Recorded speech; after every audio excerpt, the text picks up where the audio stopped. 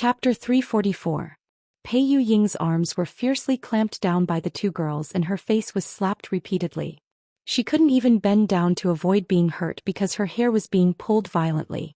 If she struggled too hard, it probably wouldn't be as simple as having her hair pulled out. Of course, Pei Yu Ying didn't only suffer from the top of her head and face, but also her body. The girls who didn't slap her used their hands to pinch her waist, legs, back, arms, and even her chest. They used so much strength that they tore off her clothes. Not only were there bruises, there were also bumps that wouldn't go away in a short period of time. Perhaps the person who hit Pei Yu Ying finally got tired and released her. Without a doubt, Pei Yu Ying collapsed on the ground and curled up into a ball. The pain made her body tremble slightly and her hair was already in a mess. Looking at it now, it actually covered half of her body. The younger sister of the twins stretched out her hand and placed it in front of her eyes. Her fair fingers were covered in black hair. She had an unusually sweet smile on her face as she admired the black hair for a while. Then with a flick of her hand, the hair fluttered in the air. Her gaze followed the hair and finally landed on Pei Yu Ying. Her smile was filled with mockery and delight. Not only her but the others were also the same. Because of Pei Yu Ying, they were suppressed to the point that they did not have a trace of brilliance. Perhaps they were much more outstanding than most people, but with Pei Yu Ying in front of them, they became the disappointing ones in the eyes of the elders. And outsiders only saw Pei Yu Ying. How could they not be jealous? And now, the person who had always been superior to them and looked down on them was crawling at their feet, allowing them to beat and scold her. There was no need to mention how happy they felt in their hearts. However, what they said about Pei Yu Ying was the same as what they said about her. It was only because she did not expose them and did not tear off that layer of cloth that they treated her as a mere accompaniment. They mocked and humiliated Pei Yu Ying without restraint. In essence, it was just the pot calling the kettle black. Pei Yu's residence in Quanzhou Constables was certainly not empty. The people who lived here were Pei Yu Ying's ancestors. Of course, they weren't from the main family, but they were very close by blood. Her father was Patriarch Pei's cousin. However, this relationship wasn't that close. For someone like Patriarch Pei, no matter how well he concealed it to the outside world, the clansmen still had some understanding of him, especially those who met him more often. Perhaps some people would follow his lead, but naturally there were people who despised him. Therefore, as the real owner of this residence, he only maintained a polite attitude towards the so-called members of the main family who had barged into his residence. He served them with good food and drinks. Other than that, he didn't appear if he could.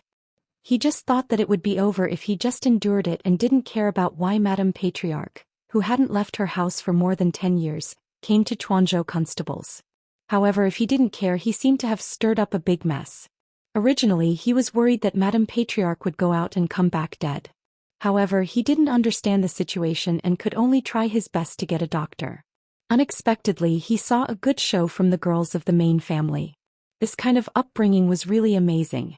Not to mention that they were the daughters of aristocratic families, they were even inferior to the shrews of the common people.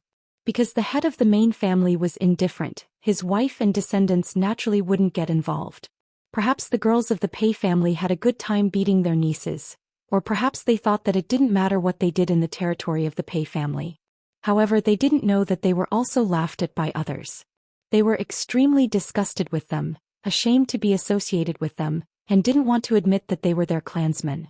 Although the members of the Pei clan were inconspicuous branches of the Pei clan, this large family and this residence were all painstakingly managed by them. However, these people were even more like the masters of the residence than they were. They didn't hold back at all and really thought highly of themselves. Seeing that the twin sisters were about to kick them, he finally couldn't stand it anymore. Don't go too far. The girls seemed to have just realized that there were other people around and more or less knew that they had lost face. However, each and every one of them tried to remain calm. Thinking that they were only from the side branches, how could they dare to laugh at their main family? Thus, they slightly raised their chins with an arrogant face. We've let clan uncle see a joke. They didn't know who was scared like a quail in front of Li Hongyuan. This attitude was really asking for a beating. As the head of the family, they didn't have any expression. As the younger generation, each and every one of them gritted their teeth. Just because they were from the main family, they thought that they were superior? If they weren't stopped, they couldn't wait to rush up and throw them out. As the head of the family, now wasn't the time to care about this. What he noticed were the words that the twin sisters used to humiliate Pei Yu-ing. Although the matter of that year was concealed from the clan, unfortunately he knew the truth. Was Jin Qinhuang the child of that cousin? Then he was the grandson of the clan head. However, to give his great-granddaughter to his grandson as a concubine, was this something that the clan head of an aristocratic family could do? It was truly the biggest joke in the world. Take her away and ask the doctor to take a look. Don't take her life. Tell me what exactly happened today. This is our main family's matter. We don't need to trouble clan uncle to worry about it. The eyes of the man who originally had no ripples on his face became abnormally cold and severe in an instant. His grizzled but smooth beard seemed to be about to float. This matter concerns the survival of Pei clan, yet you still dare to say that it doesn't concern me. You don't know the immensity of heaven and earth. Quickly speak. After all, they were a group of young ladies. Qing Cheng's prestige was only in the inner courtyard. In front of people whose status was not as good as theirs, if others were to be tough, they also couldn't be awe-inspiring. They didn't know if it was because of their upbringing, but when Li Hongyuan was furious, they were scared out of their wits.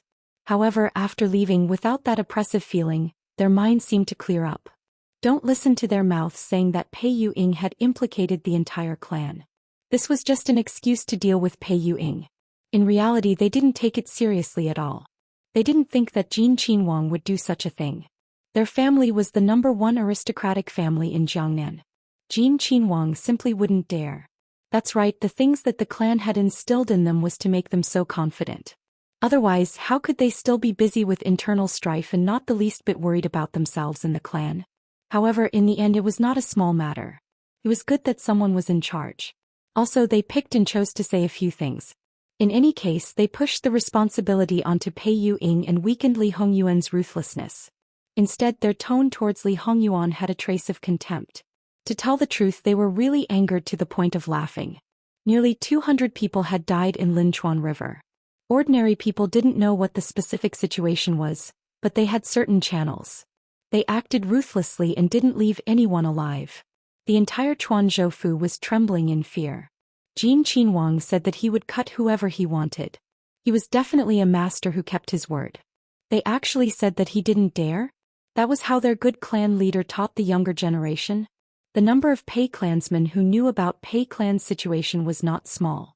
It was just that for the stability of the clan, they didn't admit it and were working hard on their own. However, what about the main family? Were they all such idiots? Take them all away. Without my permission, they are not allowed to step out of the door. Even if they weren't favored in the main residence in front of the other clansmen, they thought that they were more honorable. Not to mention the twin sisters, they naturally wouldn't do it. What qualifications does clan uncle have to do this? The man didn't want to talk nonsense with these idiots now. He directly waved his hand and let the servants take them away by force. After dealing with these idiots, he looked inside the room again. His temples were throbbing. Although he didn't want to deal with the clan leader, but now was not the time to care about this. The clan's life and death absolutely couldn't be joked around. He sent people to rush back to the old residence. At the same time, he sent letters to the more important clansmen to discuss important matters. However, things weren't that simple. The people he sent out all returned not long after. What's going on? Master, not long after we left the house, we were stopped. All the letters were confiscated. Near the residence, there are many black-clothed guards. https://11/118076653930. Chapter 345. His wife and children were by his side. They were not the kind of people who were blinded by the reputation of an aristocratic family. All of their faces were deathly pale, their expressions terrified. For a moment no one spoke. The room was terrifyingly quiet. After the time it took to drink a cup of tea, "Father, why don't we divide the sect? If the main family does not agree, then simply ask to be removed from the clan." Being removed from the clan was not a joke. Under normal circumstances, it was a huge mistake.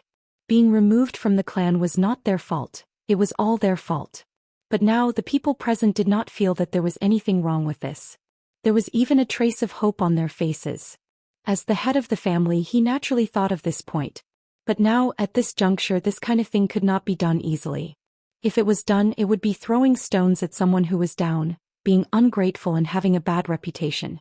No matter what they did in the future, at least for a considerable period of time, it would be difficult to establish a foothold. Unless it was a last resort, this kind of move absolutely could not be taken. However, if Jin Qinhuang really made things difficult for the entire Pei clan, their final result may not be better than Ziqing being removed from the clan. Even if it is a different kind of surrender, Jin Qinhuang may not be happy. Perhaps he would even hate it even more. That good clan leader of ours suffered a big loss because of his conjecture. Even now he is still unaware. Moreover, even if he asks to be removed from the clan, it is probably too late. Therefore we cannot be sloppy, absolutely cannot be sloppy. Let father think about this matter, think about it carefully. He stroked his beard again and again. Occasionally he accidentally used too much force and this beard was accidentally broken. The result was that he did not feel it at all. Everyone once again fell into silence. This was absolutely not a joke. More importantly, they now knew the inside story. Jin Qinhuang, in order to better achieve his goal, their family should not even think about leaving Chuanzhou Fu. That's right, even if they wanted to arrange Xiao Bei in another place, it was absolutely impossible. It was clearly not their fault, but because of a coincidence, they had to bear the brunt of Jin Qinhuang's anger. This silence lasted for less than half a second. Go and prepare a generous gift. I am going to ask for an audience with Jin Qinhuang. As the saying goes, the one who tied the bell must untie it. As long as Jin Qinhuang relented, this matter would naturally be over. As for what would happen to the main family, what would happen to the other clansmen now that they could not even protect themselves, who would care about them? It had to be said that this was the only benefit of bumping into the tip of the blade. Speaking of which, no matter how generous the gift was, it was just like that. After all, Jin Qinhuang was someone who did not lack money, nor did he lack good things. No matter how precious something was, no matter how rare it was, Li Hongyuan could think of ways to get it. Many times, precious was not as good as the heart. Everyone knew this, and the mistress immediately went to prepare. Ignoring everything else, the two most outstanding items were 2 pairs of jade pomegranates. Each one was bigger than a fist and had a good head. More importantly, the cracks were just right and the 2 rows of pomegranate seeds were bright red and sparkling. At first glance one would think that they were real. The meaning was good enough, and the value of the pomegranate itself was enough to be used as a family heirloom. The mistress of the house touched it again and again. Back then she couldn't even bear to give it to her 2 daughters as a dowry. Now, for the sake of the whole family, she could only reluctantly part with it. Another thing, knowing that Jin Qinhuang Fei loved flowers and plants, it just so happened that there was a pot of camellias at home. This was the treasure of the head of the household. The gift, along with the invitation, was sent to Jin Qinhuang's courtyard. Then they could only wait apprehensively. After busying herself here, the servant then reported Pei Mingying's situation. The situation was worse than expected. The body was not a problem, as it would be fine after some rest. The problem was that her teeth were loose and the possibility of them falling out was more than 70%. Another thing was her hair. Because it was pulled hard on a large area, a large piece of her scalp fell off, and blood accumulated under the scalp. It was estimated that all of her hair would fall off. For a woman, this was absolutely fatal, especially for a woman who had not yet married and was especially concerned about her appearance. After listening to the report, not to mention the head of the household, everyone else was the same. They did not know what kind of expression they should show. Thinking about the clan head's Furen who had not yet woken up and was just hanging on by a thread, they did not know if she could wake up. The more they thought about it, the more stifled they felt. It was another sleepless night. The only gratifying thing was that the gift that was sent out was not returned. Then there was still a glimmer of hope. Fortunately, the next day Jin Qinhuang gave a reply. The head of the Pei family's residence pulled himself together and brought his eldest son to see Jin Qinhuang. Naturally, he was respectful and reverent. His words were careful and cautious. There were some words that he did not dare to say out loud, but the meaning was more obvious. It was to ask Jin Qinhuang if there was any leeway to turn the situation around. If there was, he asked Jin Qinhuang to point out a clear path. As long as he could protect his family, old and young, he would go through water and tread on fire, and would not hesitate to die 10,000 deaths. Li Hongyuan calmly drank tea. Pei Shi was so honest from the beginning. Why did Ben Wang have to spend so much effort? The father and son duo did not dare to speak. Although they did not do it, but as the saying goes, one stroke cannot write two pay characters. Alright, for the sake of those few jade pomegranates, your family Ben Wong can let it go. But don't do what you shouldn't do. That kind of thing with a good meaning stained with the smell of blood was not very good. Many thanks to Wang Ye, many thanks to Wang Ye. He was absolutely overjoyed. https://11/11807/6653934. Chapter 346. The people around them disappeared for no reason. No one would be in a good mood. At this moment the air pressure around Jingwan was very low. Because Baishao and He Mei had martial arts skills, knocking down 3 to 5 ordinary men was not a problem. Therefore, when they occasionally went to buy some things that Jingwan used, they would not bring any guards. Basically, it was just 2 little servant girls and they all carried items that represented Jin Qin Wang Fu. Even if they had the ability to do anything to them, they would not do anything. After all, if they were used to deal with Jin Qin Wang, they were just servant girls and did not have that weight. Moreover, they offended Jin Qin Wang for no reason, so the gains did not make up for the losses. Because of this, Jingwan was very relieved. From time to time they would bring the 2 little servant girls out. Sometimes Qing Zhu and the others would also go together. Because there was a situation where they went out for more than 2 shurchen before coming back. And Baishao had always been steady, there was nothing to be worried about, so no one thought much about it. However, after going out for 4 shurchen, it was already noon and they still had not come back. How could they still sit still? Jingwan immediately sent people to look for them. Baishao naturally knew what to buy. Her first destination was naturally that direction, but the result was of course not found. First, she let a guard come back to report, and the rest continued to look for clues with that place as the center. Baishao and the 2 little servant girls, 3 living people, and their looks were not bad. It was impossible for no one to notice them. If they continued to search, whether they were caught by someone or met with an accident, there would definitely be a clue where they went. Jingwan's face was calm, so calm that it was somewhat scary. However, not to mention Li Hongyuan, the other people around her all knew that she was angry. The anger that floated on the surface was still okay. As long as it was vented, it would be fine. The longer she held it in, the more serious the consequences would be when it exploded. Not to mention He Mei, that was her twin sister. Naturally, she was anxious and uneasy. However, she also remembered her duty and did not throw a tantrum in front of her master. As for the other maids and nannies, because of Jingwan, they didn't get along well with each other. They were like family members, so it was impossible for them not to worry about each other. Even Qing Ju, who was the most lively one, was unusually silent at this moment, but she couldn't hide the anxiety on her face. Li Hongyuan squeezed Jingwan's hand. "Why don't we just seal the city and look for him?" Jingwan looked at him expressionlessly. This man really had the potential to be a fatuous ruler. Sealing the city a few days ago had already caused quite a bit of panic. Now you're sealing the city again. Does your highness think that the matter is not big enough? Besides, if someone really did it, they might have already left the city. Sealing the city will only delay the search. Moreover, sealing the city at the drop of a hat, even if it was the emperor, he couldn't do it casually. What was she? If the emperor really knew that she sealed the city for the sake of her maid, she didn't know how furious he would be. She didn't know what would happen to her. Not only her, but even the Luo family and the man beside her would be implicated. One was blinded by lust, and the other was an evil concubine. It was simply ridiculous. Didn't Li Hongyuan know these? Of course not. However, if Jingwan really wanted to seal the city, he would not hesitate to give the order and say that he was a fatuous ruler. Well, he was a fatuous ruler. Unfortunately, his sweetheart was too rational and didn't give him a chance to be a fatuous ruler. He didn't know if there would be such a thing in his life. He sent Li Xian, who was good at this kind of thing, and the only thing left was to wait. Waiting had always been an anxious thing, especially when it concerned the safety of a young girl. It was true that Baishao was good at martial arts, but she was still weak in some aspects, even very fatal. Jingwan had been very calm, but most of the time she closed her eyes and pretended to sleep. Because she cared about other people, Li Hongyuan was naturally jealous, but he wouldn't show it at this time. He had no choice, he needed someone to serve him. This wait lasted until night time. According to the clues, she had indeed left the city and was taken away by someone, and the person was a woman. This conclusion was more or less unbelievable, but it was not impossible.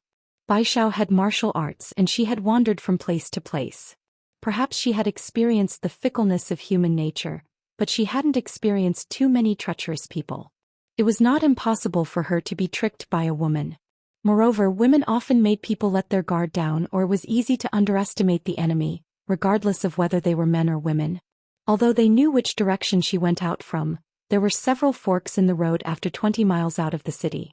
It was hard to tell which direction she went. But even so, they still had to look for her.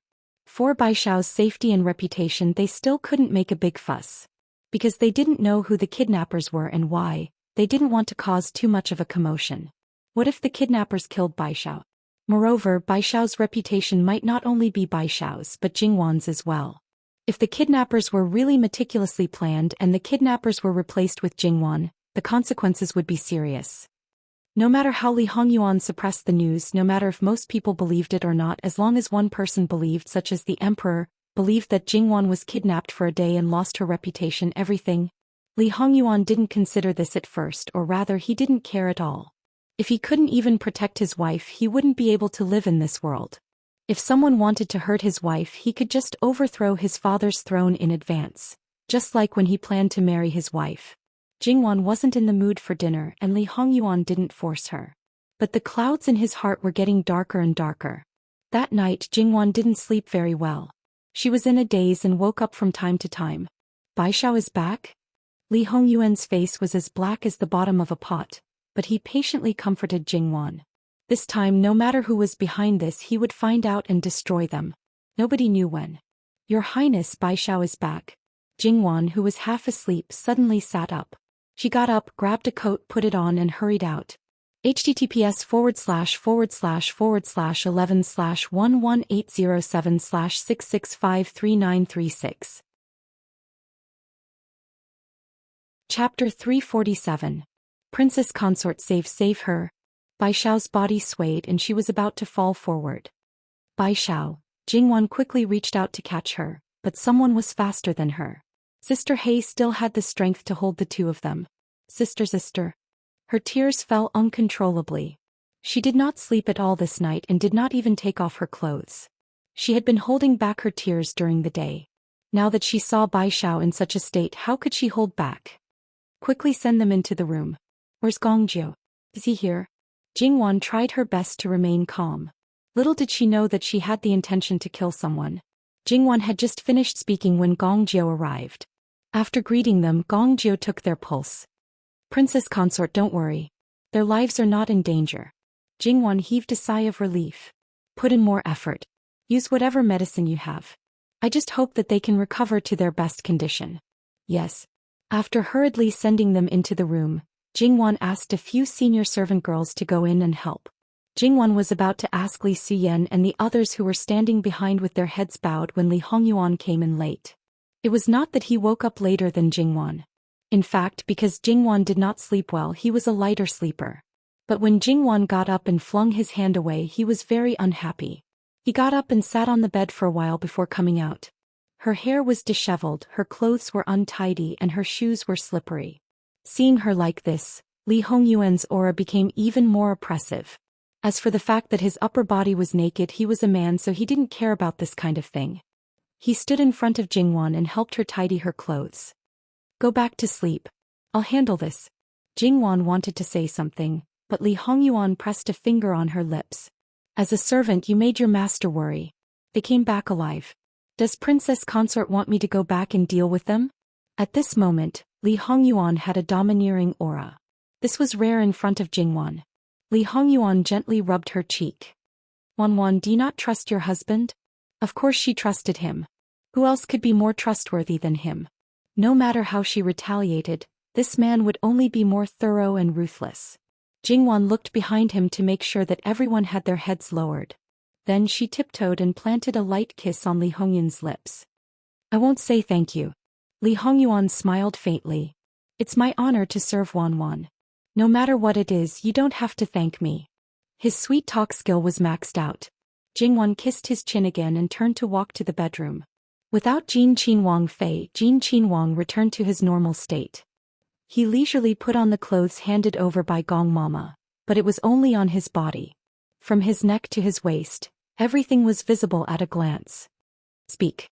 Replying to Wang Ye, Miss Baishao was not found by us. We met her halfway. Presumably she escaped with her own people. Li Xian respectfully said. Who did Baishao bring back? Replying to Wang Ye, Miss Baishao's state is not right. On the way back she did not say a word. Even if she wanted to help, she did not allow us to touch the girl. We did not see her face, so we do not know who she is. So they still did not know what the situation was. Go back and rest. We will talk about it tomorrow. With that, Li Hongyuan turned and left. Jingwan had just laid down when she saw Li Hongyuan come in. Naturally she was surprised. What happened? Gong Mama rudely rushed to explain. Wang Fei, you and Wang Ye should rest first. Newbie will look after Baishao. Jingwan nodded. That is the only way. Thank you for the trouble, Mama. Newbie should do it. Soon after, Jingwan fell into a deep sleep beside Li Hongyuan. After all, her mind was tense during the day and she could not relax at night. It was normal to be tired. Li Hongyuan gently touched her face in the dark and took her into his arms. He adjusted his sleeping position and then closed his eyes. In the side room not far away, it was brightly lit and bustling. At this time, Baishao had also fallen into a coma. The person that Baishao brought back had already brushed aside the messy hair on her face. Hei Mei and Gong Jiu immediately recognized her, the top hostess of the pavilion boat, Daybreak. As to why Baishao was with her and why she brought her back, she could only wait until Baishao woke up to find out the answer. Daybreak looked terrible. Her clothes were covered in blood. It seemed that she had put them on hastily. She only wore underwear, but there were many holes in her underwear. It looked like she had been whipped. If her clothes were in such a state, it was hard to imagine how her body was made of flesh and blood. Of course, her upper body under the bloody clothes was not in a good condition. Gong Jiu was a man, so naturally he could not casually lift a woman's clothes. However, it was a piece of cake for Gong Jiu to diagnose through her clothes. What Jingwan had seen of Gong Jiu's medical skills were only superficial. Baishao did not look so bad, but in fact her injuries were worse than Daybreak's because her body was injured by a sharp weapon. Especially her abdomen, because it was simply treated. Of course, only her clothes were torn and 2 layers were wrapped. Now that it was untied, Gong Jiu could not help but feel touched when he saw the wound through her clothes. He could not help but look up and stop at Baishao's face for a moment. It was already a miracle that she could live until now and even didn't fall down before. Gong Jiu just stabilized their situation. The treatment of the wounds had to be handed over to others. Just then Nanny Gong came in and Nanny Gong took over without hesitation. As a secret guard, even if she did not have Gong Jiu's medical skills, she still had to know the basic treatment of wounds. After all, she could be injured at any time when she was on a mission. At least she knew how to stop the bleeding and fight for more time. Gong Jiu left the room to prepare the medicine. There were too many wounds. He was afraid that the medicine for external use was not enough. They had to be taken orally. Even if she slept relatively well later, it could not make up for the lack of sleep in the first half of the period. Jingwan still woke up at a fixed time. After simply dressing up, Jingwan went to check on Baishao. Baishao had not woken up yet, but she had changed her clothes. At least she did not look so embarrassed. At least her face was still pale. Is this the girl called Daybreak? No wonder Jingwan remembered her. He had a deep impression. Yes. Blackie nodded with certainty. Jingwan saw that Blackie looked a little tired and haggard. Go and have a rest. Thank you, Your Highness. I've slept before. Jingwan did not say much. She thought that if Baishao did not wake up, her heart would not be at ease. Did Gong Jiu say when they will wake up? He said that he would do acupuncture again later.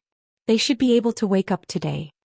Gong Jiu entered the room and bowed respectfully to Jing. Your Highness. Jingwan nodded. Do I do acupuncture now? We still need to wait for another hour. Baishao's wounds are deep and difficult to heal. I have made a stronger medicine. Then he handed the medicine to Blackie. Blackie naturally did not hesitate and was about to apply the medicine for Baishao. Leave the wounds. Let me have a look. Gong Jiu said. Blackie nodded quickly. When Gong Jiu turned around, she carefully untied Baishao's clothes and then the white cloth to cover Baishao's skin. Dr. Gong, it's done. Jingwan looked at the wound and frowned. It almost crossed the entire abdomen. Although it did not penetrate and did not expose the abdomen, it was not far from it. Such a wound would definitely be difficult to heal. Even if it healed, it would leave a scar that could not be removed. In addition, the weather was too hot and the wound was already slightly inflamed. Gong Jiu looked at the wound and was also not optimistic. He first checked Bai Xiao's pulse and then prepared the medicine. Gong Jiu, Jingwan said with slight hesitation. Gong Jiu paused. Your Highness, what are your orders? He did not show any emotion because of Jingwan's interruption. The wound is so big. Can you sew it up? Gong Jiu was slightly stunned. Your Highness, do you mean to sew it up like a garment? He lowered his head to look at Bai Xiao's wound and a trace of emotion flashed across his eyes. Yes, I think the wound is too big. If you sew it up, the contact between the wound and the outer fabric will be much smaller. Moreover, if the flesh and blood are put together, will it be faster than regenerating it? In this aspect, Jingwan did not understand. In her previous life, she had only learned basic first aid, so she could only give her opinion. Your Highness, your idea is very good. But in this way, you will have to cut off the necrotic flesh on the surface of the wound. Yes. Of course, the necrotic flesh had to be cut off. But will it be very painful? Your Highness, please rest assured. I will give Miss Bai Xiao acupuncture treatment and will not let her feel any intense pain. Acupuncture anesthesia? That was too awesome. It's good. I still need to think about the details. Your Highness, she did not think much of the difference in status, but it was not good for a princess to stay in a servant's room for too long. I'll go back and have breakfast with the prince. I'll leave this to you. Your Highness, please rest assured. When Jingwan returned to the room, Li Hongyuan had already gotten up. However, he sat on the edge of the bed like a statue and did not move for a long time. Obviously, he was angry again. Jingwan felt helpless. She went forward to help him change his clothes and personally tied his hair. Li Hongyuan did not say anything, but he was very cooperative. After breakfast, an E brought news. Your Highness, the #1 salt merchant in Jiangnan Tai Yentu has been cut off his family line. It is preliminarily concluded that Miss Bai Xiao came out of his courtyard last night. https://11807/6653941. Mobile Edition. Chapter 348. After breakfast, an E brought news. Wang Ye, Jiangnan's #1 salt merchant Tai Yentu was. An E stealthily glanced at Jingwan and deliberated for a moment. His family line ended. Initially, Miss Bai Xiao came out of his other courtyard last night. About 70 li south of Chuanzhou Prefecture, there is a manor. As for the other one, she was married the day before yesterday. Her first night was bought by Tai Yentu for a high price of 800,000 taels. He added another 200,000 taels and took her away for 3 days. Jingwan stared blankly. A moment later, she reached out to pick up a crystal bag and nonchalantly opened her mouth. Yuan, that Tai Yentu should be on your list to clean up, right? Li Hongyuan indifferently responded.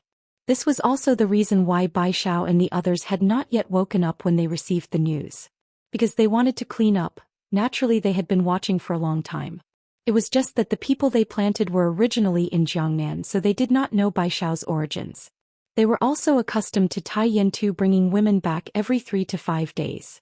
It was just that when something happened, they quickly reported it. In the brothel, he casually took out 1,000,000 taels. The #1 salt merchant really lives up to his reputation. What's the saying again? So poor that all he has left is money. This is probably the kind of person I'm talking about, right? It's just that his courage is not small. I don't know if he ate a bear's heart or a leopard's gall, daring to directly kidnap my people in the city. Jingwan's gaze swept towards Li Hongyuan.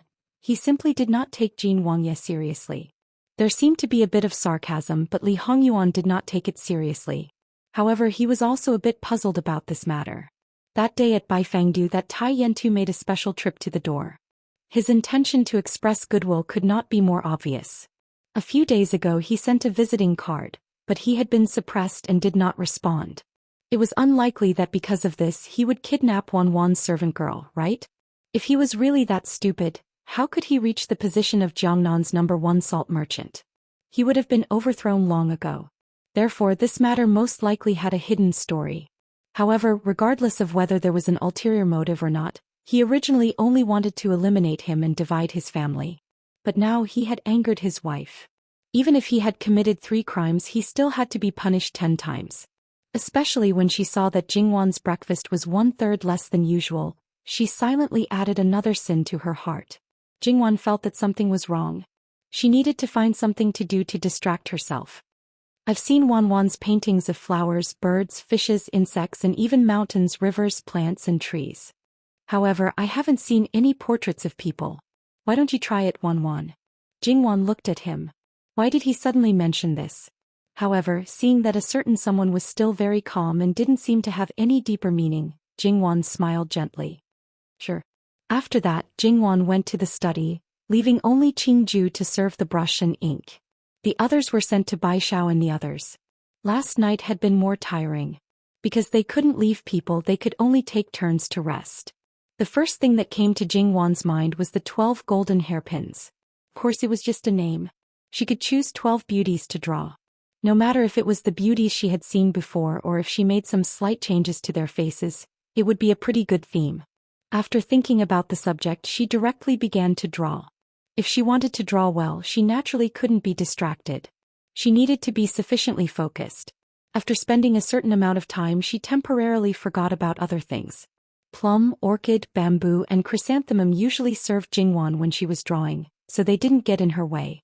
On the contrary, the initial color of the ink used to sketch the appearance was just right. There was no need for Jingwan to make a second adjustment. At the same time, no matter which direction she drew, the adjusted ink was always in the front right. After she got used to it, she didn't even need to use her eyes. Her habitual movements could be dipped in ink. Naturally, it saved a lot of time. No one came to disturb her, including Baishao and Daybreak, who woke up. No one came to disturb her. This was because she actually didn't need to do anything. After about an hour, Jingwan would rest and move around. She sat down to eat some tea and snacks. Then she would look outside the window. Jingwan also didn't ask about the situation outside. Later, Li Hongyuan came over. He saw that Jingwan had finished drawing the appearance of all the paintings. Some of them had even been colored once. Because most of the paintings were rolled up, Li Hongyuan stretched out his hand and unfolded it until he could see the whole picture. With just a few strokes, the beauties outlined in various poses were already pleasing to the eye. It could be imagined that when the painting was finished, it would be a stunning work. It was enough to show some of Jingwan's skills. It's Wanwan's first time to draw such a big painting. Yes, it's my first time. This painting would probably take her a long time. Of course, this was under the condition that the time was relatively concentrated. If it was more scattered and she went on a tour, she might not be able to finish painting in a year and a half. Li Hongyuan didn't say anything else. However, he was still unhappy. As for the reason why he was unhappy, it was because his wife's first time wasn't his. It would be strange if he was happy. However, he didn't show his emotions this time. If he could completely flip over the jar of vinegar because of a painting, then Wanwan probably wouldn't care about him. In fact, after they got married, Jingwan didn't have much time to draw. After all, a certain person was too clingy. Sometimes, when she was drawing, the nature of the painting would accidentally change. However, there were still a few times when she was quietly drawing. Li Hongyuan tilted his head and looked at Jingwan. Do you need help? Jingwan paused and turned to look at him. No need. Yuan, you can either stay by the side or go out and do your own things. There was a bit of firmness in her tone that didn't allow any objection. Li Hongyuan clenched his fist and put it to his lips. He smiled meaningfully. Wanwan, you don't have to be so nervous. Jingwan was vaguely being teased by this bastard again. She glared at him. Your Highness, you're not allowed to come within 5 steps of me. Li Hongyuan nodded, indicating that there was no problem. However, he agreed so readily. Jingwan was worried again. She turned around and gave Qingju a strict order. She was not allowed to go out without her permission. Li Hongyuan chuckled at Jingwan's, every bush and tree is an enemy. As expected, he received another angry glare from Jingwan. Li Hongyuan surrendered and said that he wouldn't dare to do it again. Qingju also covered her mouth and snickered at the side. After that, Qingju was vented her anger on by her master. Li Hongyuan was very well behaved until lunchtime. He leaned on the couch and looked at Jingwan with a lazy expression. However, his eyes were unusually gentle. It was as if she was the only one in his world. Jingwan might have felt uncomfortable at first, but as time passed she got used to it. Occasionally she would turn around to look at him with a faint and gentle smile. Excluding the matters outside, there was a feeling of peace and tranquility. Jingwan and others didn't leave the study until noon, when it was almost lunchtime. During the process of setting the table, Jingwan asked Nanny Gong about Baishao and Morning Dawn. As expected, they had woken up. Baishao didn't need to say anything. Except for the relatively few whip wounds on the surface of her body, the wounds on her abdomen were not only caused by the sharp weapons. It would take at least half a month for her to be able to move freely.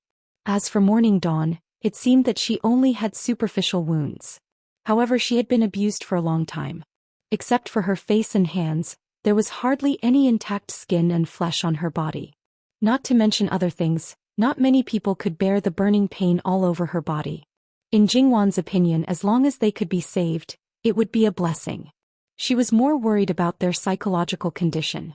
Psychological trauma was often the most fatal. What exactly happened? Did Baishao tell you? Jingwan asked. Yes, she did. It's like this. Baishao went to the street as usual, but this time she met Su Ting. Yes, it was the concubine's daughter who was sold to Iron Salt by Governor Su. She naturally recognized Baishao, and Baishao couldn't forget her. In terms of martial arts, Baishao could defeat 10 or 20 Su Ting in a minute.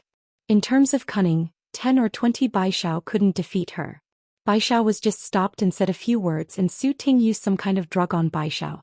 What happened after Baishao fell into a coma was not very clear, but according to their investigation, Su Ting should have taken people out of the city directly. Baishao woke up in pain. When she woke up, Iron Salt's whip fell on Baishao's body. The drug didn't seem to have completely disappeared. She didn't have much strength and was stripped of her clothes. The shame of a girl's reputation being inexplicably ruined made her scared. Moreover, it seemed that she was also drugged. Her throat was dry and painful, and she could only endure all kinds of torture. After that, it was Daybreak who saved her. That's right, they were in the same room. Daybreak was only wearing underwear, and her entire body was covered in wounds. She seemed to have been in a coma before, but after waking up, Daybreak dragged her wounds and forcefully attracted Salthead's attention to herself. Then Baishao watched helplessly as Daybreak took the blame for her. To Baishao, this was a huge blow. All along, Baishao did not have any vicious thoughts.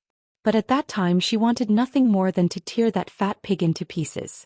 Whatever shame, whatever fear, she threw them all aside. In her constant struggle, the effects of the drug seemed to have worn off. https://11/11807/6653944 Mobile Edition. Chapter 349. After calming down, Baishao's IQ also came back. She hastily put on her clothes and helped Daybreak put on another one. Then she brought Daybreak out of the back window. Daybreak originally wanted Baishao to leave by herself, but everyone who knew her well knew Baishao's temperament. She had always been homeless with her younger sister. She clearly had a better way out, but because of Sister Blackie she always resolutely shook her head. Not to mention that Daybreak had taken her place. Even if this didn't happen, Baishao most likely wouldn't leave Daybreak alone. She was unfamiliar with this place and didn't know how many people were in this villa. It wasn't a wise decision to rashly go out. Baishao placed Daybreak in the shadows of the darkness and went to light a few more fires, adding another stroke to the chaos caused by Iron Salt's miserable howls. It should be relatively easy to escape from such a chaotic situation. However, she was probably unlucky to meet 3 men who were blocking her way. Even if they weren't very strong, they were definitely trained. Baishao put down Daybreak and prepared to fight to the death. She was injured during the fight. However, because she was determined to die, she snatched a saber midway and got rid of the 3 men. Needless to say, what happened after that could be guessed. In short, Baishao must have put in a lot of effort to bring Daybreak back alive. Jingwan's face didn't change much. A businessman with a huge family fortune and a group of armed guards. What does he want to do? The nature of a businessman was completely elevated to another level. Jingwan didn't need to say much about his ending. As for someone plotting against him, Li Hongyuan pulled Jingwan to sit at the table. I'll take care of this. Wanwan, don't worry. Save Su Ting's life for me. Didn't I say I'll take care of it? Wanwan, don't worry. I'll take care of everything. Don't dirty your hands for that kind of person. If you want to keep her life, just let her live. Li Hongyuan's smile after he finished speaking made Jingwan inexplicably a little creepy, but she knew that it was not directed at her. If that's the case, I don't care anymore. It was fine to live, but she was afraid that it would be worse than death. Jingwan's heart did not waver in the slightest. Since Su Ting dared to scheme and use them, she naturally had to be prepared to pay a heavy price. After lunch, Jingwan went to check on Bai Xiao and Daybreak. They were both awake and had some food. The two of them subconsciously wanted to get up and salute, but Jingwan hurriedly asked them to lie down. The trauma in her heart was not something that could be healed with just a few words. Moreover, Jingwan was not a psychiatrist. Sometimes the more she spoke, the greater the damage. After careful observation, Jingwan realized that Daybreak's mood was much calmer. She was mostly enduring the pain on her body. Thinking about it, it wasn't hard to explain. After all, a girl who came from a brothel had already undergone strict training and was mentally prepared. Naturally, she didn't care much about her reputation. Daybreak, Your Highness. Daybreak's voice was weak because of the pain on her body. Thank you. Jingwan didn't lie at all. Daybreak smiled slightly, but because of the pain on her body, her smile was a little forced. This servant was born in a brothel, a lowly life. I just didn't want to see such a beautiful girl being defiled by him. At that time, I thought that it would only be a matter of time and I wouldn't be able to change the final outcome. However, I didn't expect that a completely different situation would occur. It is this servant who should say thank you. According to the situation at that time, it was true. But Daybreak probably didn't expect Bai Xiao to be so skillful.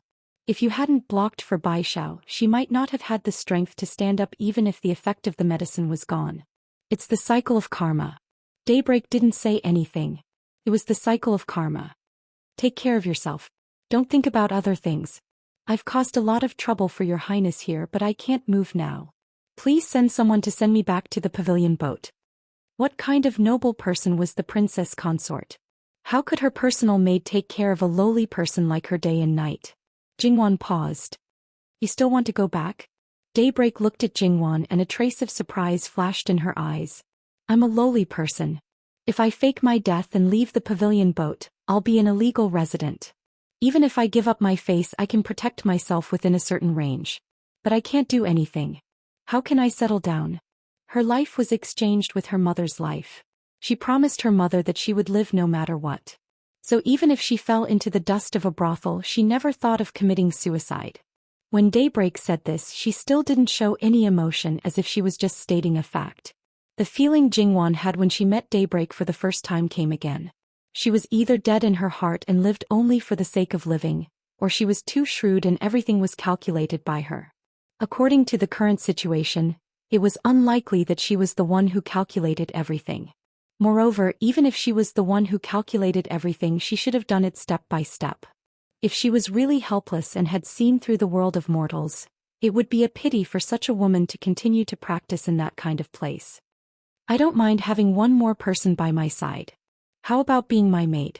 If you don't want to serve me, I can arrange another identity for you. Daybreak was a little surprised. Then she lowered her eyes and apparently fell into deep thought. Jingwan originally thought that she would quickly agree, but the current situation was a little unexpected. In fact, it was very difficult for a beautiful single woman to gain a foothold. Even if she had her own appearance, an ugly face was also very easy to be disliked and criticized. Serving people, especially those with noble status, was actually a way out for many people in the current situation. Moreover, it was said that there were 7 ranks in front of the gate of the Prime Minister. Although she was a servant in the prince's mansion, many people had to treat her with care when she was outside. Then I'll have to trouble your highness to arrange another identity for me. Jingwan's eyes flickered. Was she too proud to serve others? But Daybreak didn't look like such a person. However, as the saying went, everyone had their own aspirations, so there was no need to force them. Daybreak, it's hard to survive alone. The princess is very good and never mistreats her servants. Bai Xiao's words were a little hurried. I'm a prostitute and I'm not clean. How can I tarnish the prince's mansion? If my identity is exposed in the future, how will your highness deal with it? Jingwan smiled. I thought it was something else. Daybreak, do you think your heart is clean? Daybreak's heart was fiercely shocked. She thought that she had never let her heart be covered with dust and she had never let herself fall. I'll tie a ring of grass in the future to repay your highness' kindness today. It's not that serious. Now it's right to rest and recover. Wang Fei. Nu. She also knew that the best outcome was to let Aunt May think that she was already dead and not have the slightest bit of involvement. However, she could not do it. You don't have to worry about this. Rest well. She got up and looked at Bai Xiao. It's all over. Don't think too much. I've made your highness worry. There's no need to say this. Speaking of it, you've probably suffered an unexpected disaster. As the saying goes, if it's a blessing, it's not a disaster. If it's a disaster, it can't be avoided. Perhaps this is my fate. If it's not this time, it may be something else. I'll recover as soon as possible. Jingwan nodded and turned to leave. Mama Gong followed Jingwan. Your Highness, don't worry. It's not as serious as you think. Both of them are still virgins. Jingwan paused. She's still a virgin? Bai Xiao also said that Daybreak was taken away by Iron Salt one day in advance. How could... I also found it strange, so I asked the person in charge of investigating this matter. It's said that Iron Salt has a hobby of playing with women. Generally, he would ruthlessly abuse them for 2 days and then do it with his body covered in blood. Jingwan only had one word left in her heart: pervert. And it was the kind that couldn't be more derogatory and disgusting. It's too easy to kill this kind of person with a knife. Mama Gong said in her heart, because of your highness's words, some people will die a horrible death. Li Hongyuan naturally had no objection to Jingwan's request to let Daybreak stay. As long as she served her master with all her heart like the other maids and didn't have any evil thoughts, she would just have another mouth to feed. As for whether this person would do anything wrong, to be honest, it would be strange if something happened under his watch. Jingwan still asked Eunuch Mu to go. Speaking of which, a eunuch repeatedly visited a brothel to seek psychological trauma. Eunuch Mu went and came back quickly. But he didn't send out the money he prepared to redeem himself. Instead, he brought back a box. I went to the pavilion boat and explained the matter clearly. When I was about to talk about redeeming myself, the boat owner asked me to wait for a while. In the end, I waited for this box. I didn't see what was in the box, but the boat owner said that it was a banknote of 1 million taels of silver. According to the boat owner, she originally wanted me to bring some jewelry back for Miss Daybreak, but those things were given to Miss Daybreak by her previous customers. Now that she's out of that place, it's uncomfortable to use those things. As for the 1 million taels of silver, it's the money for Miss Daybreak to sell herself. Logically speaking, Miss Daybreak would be reminded of sad things when she saw the money. She couldn't accept the boat owner's intention. The boat owner doesn't seem to be a person in this line of work. Jingwan was a little surprised. Li Hongyuan raised his eyelids and didn't say anything. He naturally didn't take these people seriously. Since the money is for Daybreak Nanny, you can send it to her. Following a super rich person like Li Hongyuan, 1 million taels of silver was nothing in her eyes. Fine, even if she was poor, it was impossible for her to take Daybreak's money for herself. However, a girl who came from a brothel and became a servant girl of the prince's mansion now had a huge sum of money. Perhaps this was unprecedented and would never happen again. When Luo Jingying got married, she only had 5,000 taels of silver. Although there were various reasons, under normal circumstances when a girl from the Luo family got married, her dowry would only add up to tens of thousands of taels of silver. This was already considered a very generous dowry. For an ordinary family, a dozen taels of silver was enough for a family of 4 to eat for a year. One could imagine how much money this was. Eunuch Mu always thought that he was probably the richest servant in the prince's residence. Now compared to Daybreak, he was just a pauper. Sure enough, comparisons were odious. Nanny Gong directly took the things to Daybreak and didn't say anything. Daybreak didn't avoid it and opened it directly. On the surface it was a letter. When he opened the letter, there wasn't much content. It looked like it was written in a hurry. However, Daybreak read it for a long time. He read it over and over again. At the beginning his eyes turned red, but he held it back. Towards the end he couldn't hold it back anymore and started crying. In Nanny Gong's eyes, Daybreak was a special girl. Unless she had to smile, her emotions were always indifferent. Even when she was injured, she didn't make a sound. Now she was crying like this. However, it was not a bad thing that she could cry. After crying for about half an hour, Daybreak slowly calmed down and carefully put the letter away. In the future she would have nothing to do with Auntie May.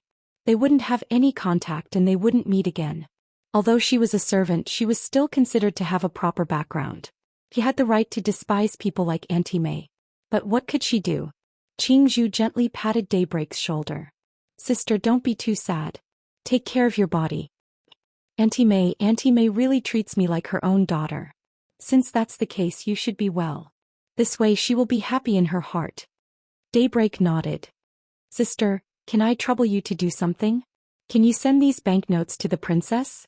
https://11/11807/6653979.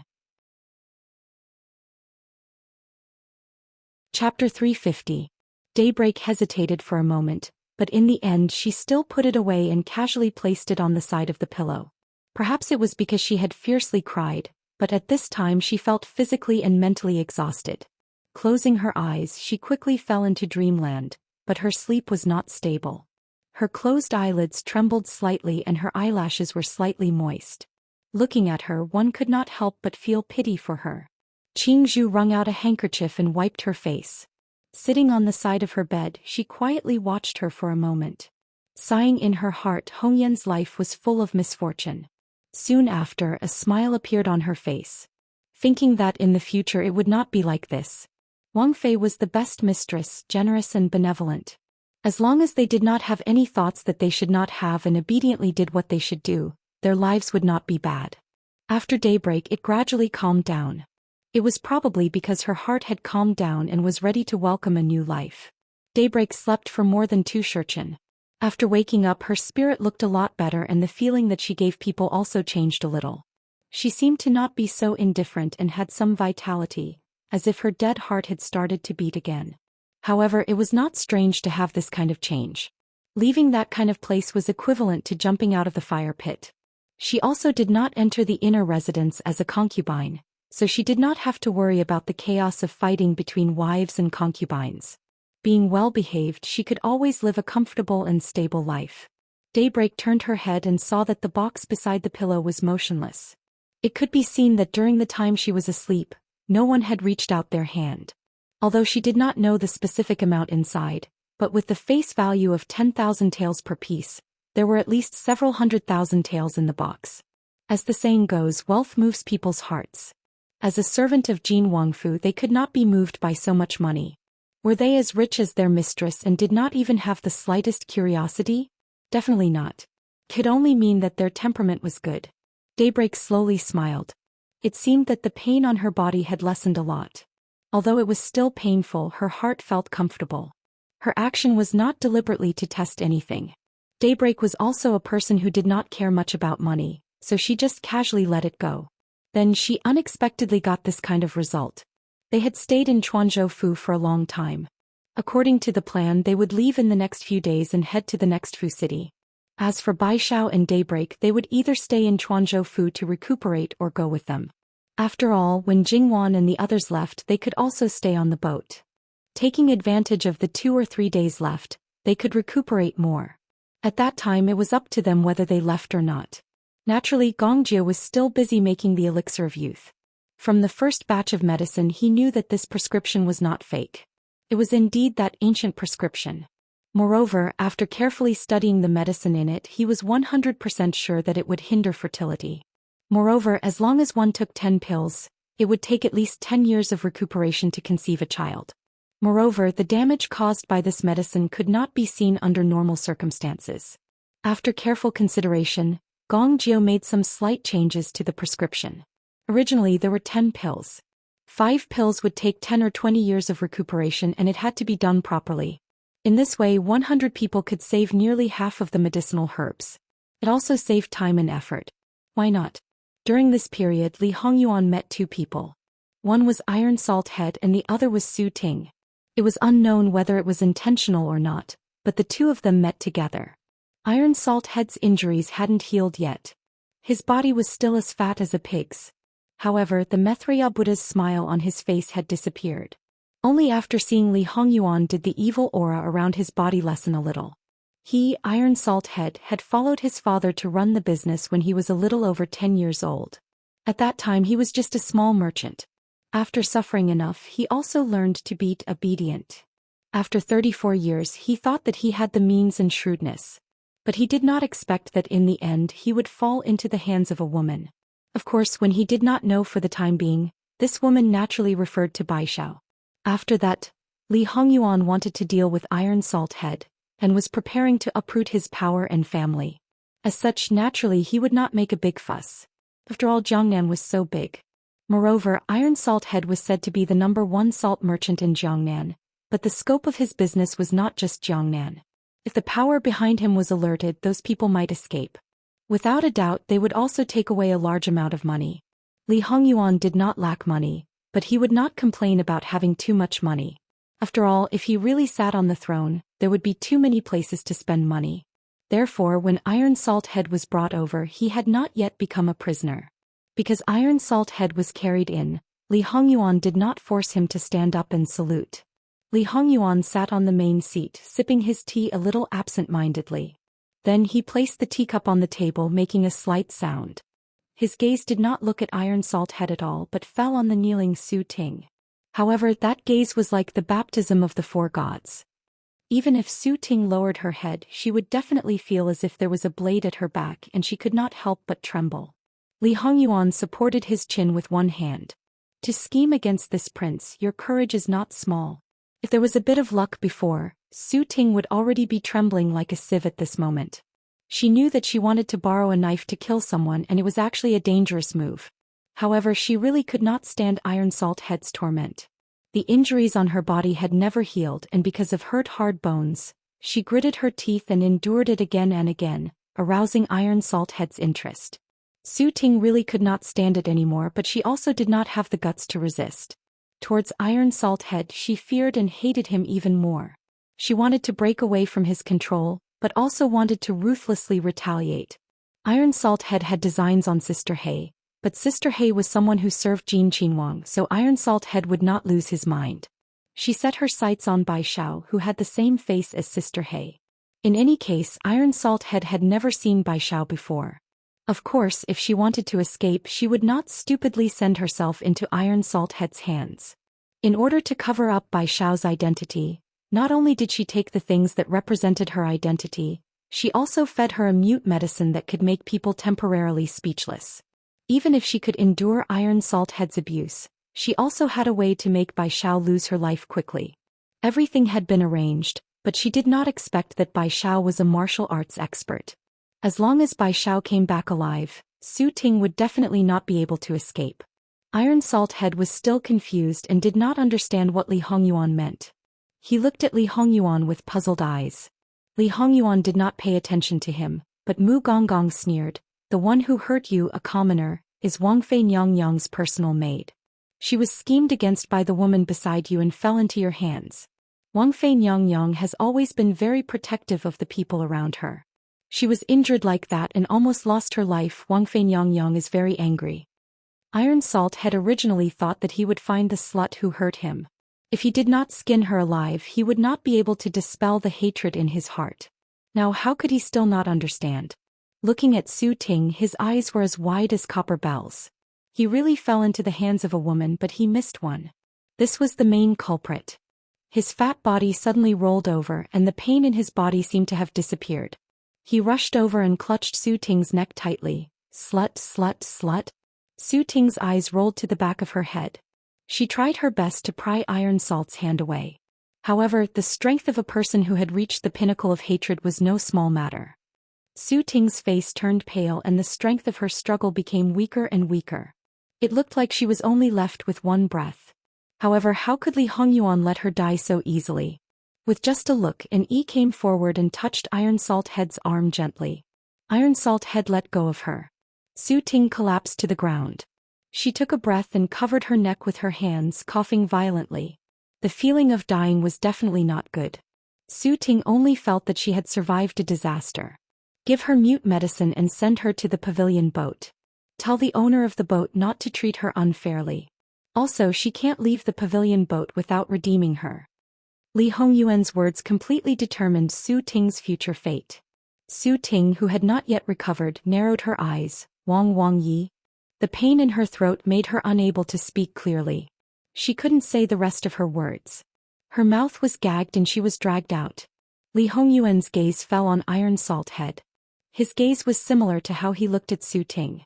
Iron Salt Head trembled and hurriedly knelt down, Wang Yi, this commoner really didn't know about this matter. If this commoner knew, even if you gave this commoner 100 guts, this commoner would never dare to covet Wang Ye's woman. Wang Yi, please calm your anger, please calm your anger. Just saying that you didn't know, just saying calm your anger is enough? Li Hongyuan's tone was indifferent, but Iron Salt Head was sweating profusely. He was originally fat, so he sweated a lot. In a short time his clothes were completely soaked as if he was fished out of the water. He hurriedly turned his body to the back. The person who followed him, who looked like a housekeeper, hurriedly handed over the box in his arms. Iron Salt Head received it and respectfully raised it above his head, an insignificant gift to apologize to Wang Yi and Wang Fei. An apology gift has been prepared, and you still say that you didn't know? This was clearly picking a bone, but Jin Qin Wang now held Iron Salt Head's life and death, so Iron Salt Head didn't dare to refute a single word. Wrong, this commoner was confused. This is a small profit to show filial respect to Wang Yi. Wang Yi, please kindly accept it. When you return, immediately prepare another gift to apologize to Wang Yi. Wang Yi, please kindly accept it.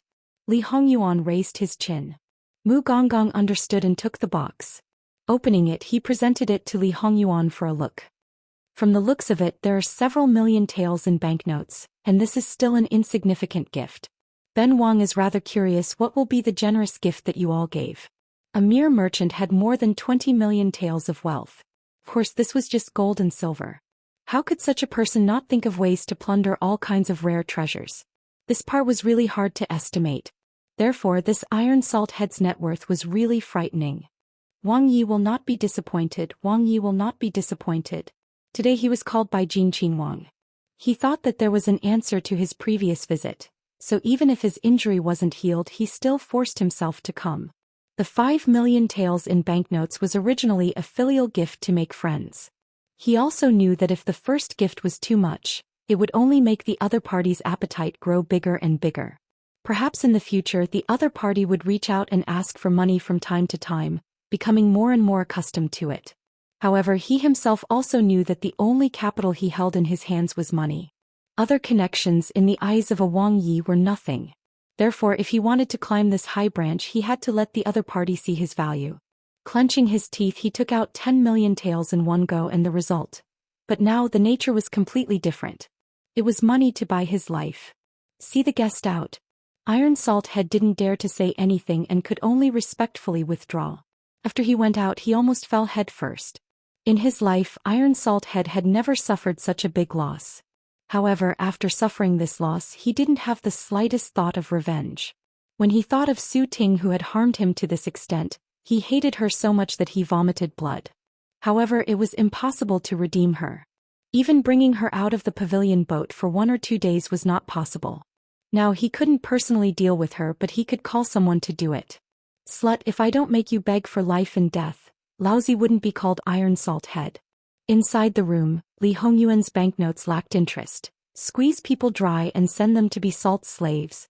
So to Li Hongyuan, this black-hearted and black-bellied person, apologizing would be enough? Wishful thinking. Moreover, he didn't even verbally promise. If it wasn't to save trouble, Iron Salt Head wouldn't even have time to recuperate. And this filial piety became Jingwan's private property. Jingwan felt that ever since she married, ever since she was engaged to a certain person, she had become numb to things like gold, silver, and treasures. Especially on this trip to Jiangnan, not to mention counting money until her hands cramped. Looking at these things was like looking at a pile of waste paper. She felt that she had almost lost the concept of money. It was just a number. Jingwan felt that she needed to find something to balance it out. After thinking about it, she got it. In the last feudal dynasty in her previous life, the Empress Dowager, who was at the end of the country and family, spent 40,000 taels of silver a day. She spent 10 million taels of silver on her birthday. In comparison, she only received a little more and didn't squander. It was balanced. And the owner of the pavilion boat, Auntie May, took over Su Ting and said that she would definitely follow the prince's instructions. At this point, Su Ting, who was good at singing and dancing, had unparalleled talent, and was beautiful to a certain extent, not inferior to Daybreak, became the lowest prostitute on the pavilion boat. As long as one could step through the door of the pavilion boat, they could casually ask for her with a bit of money. Throughout the day and night, except for that little bit of rest time, she wouldn't lack all kinds of men by her side. Moreover, Auntie May also forbade her from showing off her talent. Every time she found out, she would be beaten to death. These days would accompany Su Ting until she died. Whether she died on the bed or really couldn't take it anymore and committed suicide. However, Auntie May was a kind person. She gave the only bit of kindness she had to Daybreak. Wanting to die under her hands was not a simple matter. After 2 days, Gong Jiu's ageless pills were all prepared. Li Hongyuan did as he said and directly sent people to deliver it to the Pei family's Chuanzhou residence. Eunuch Mu personally brought a few people and handed the things to the head of the family with a smile. Then he warmly greeted the Pei family's madam and the few ladies.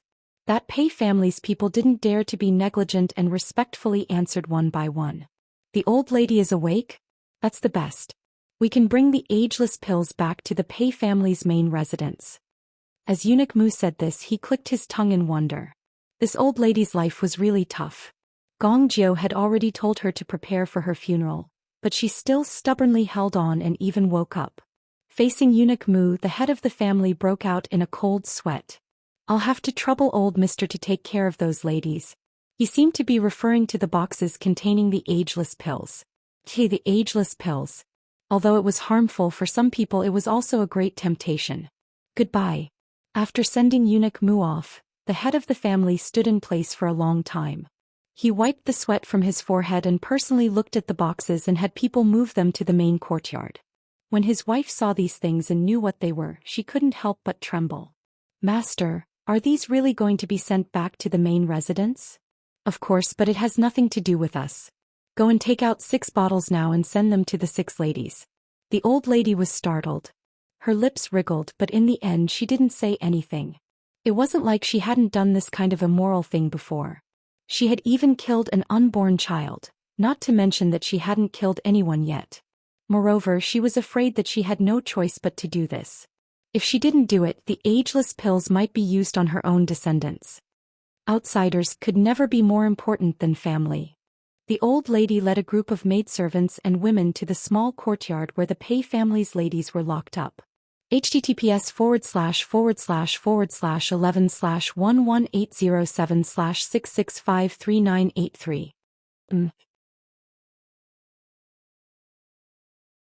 Chapter 351. These days they had been clamoring for the main character. Now that they finally saw her, each and every one of them harshly threatened her. Unfortunately, the old woman was too lazy to pay attention to them. She directly had them captured and forced down all the immortal pills. This immortal pill generally needed to be taken at least once every 3 days. At one time it was 5 pills with increased efficacy. The side effects were even worse than before. As for whether there would be any side effects other than hindering children, Gong Jiu expressed that he also didn't know. After all, he didn't find anyone to test the efficacy of the pill. Things that were forced down people's throats, no one would think that it was a good thing. Old witch, what did you give us to eat? As they questioned, they reached out to scratch their necks, wanting to spit out the thing. The old woman was quite indifferent towards these people from the main family.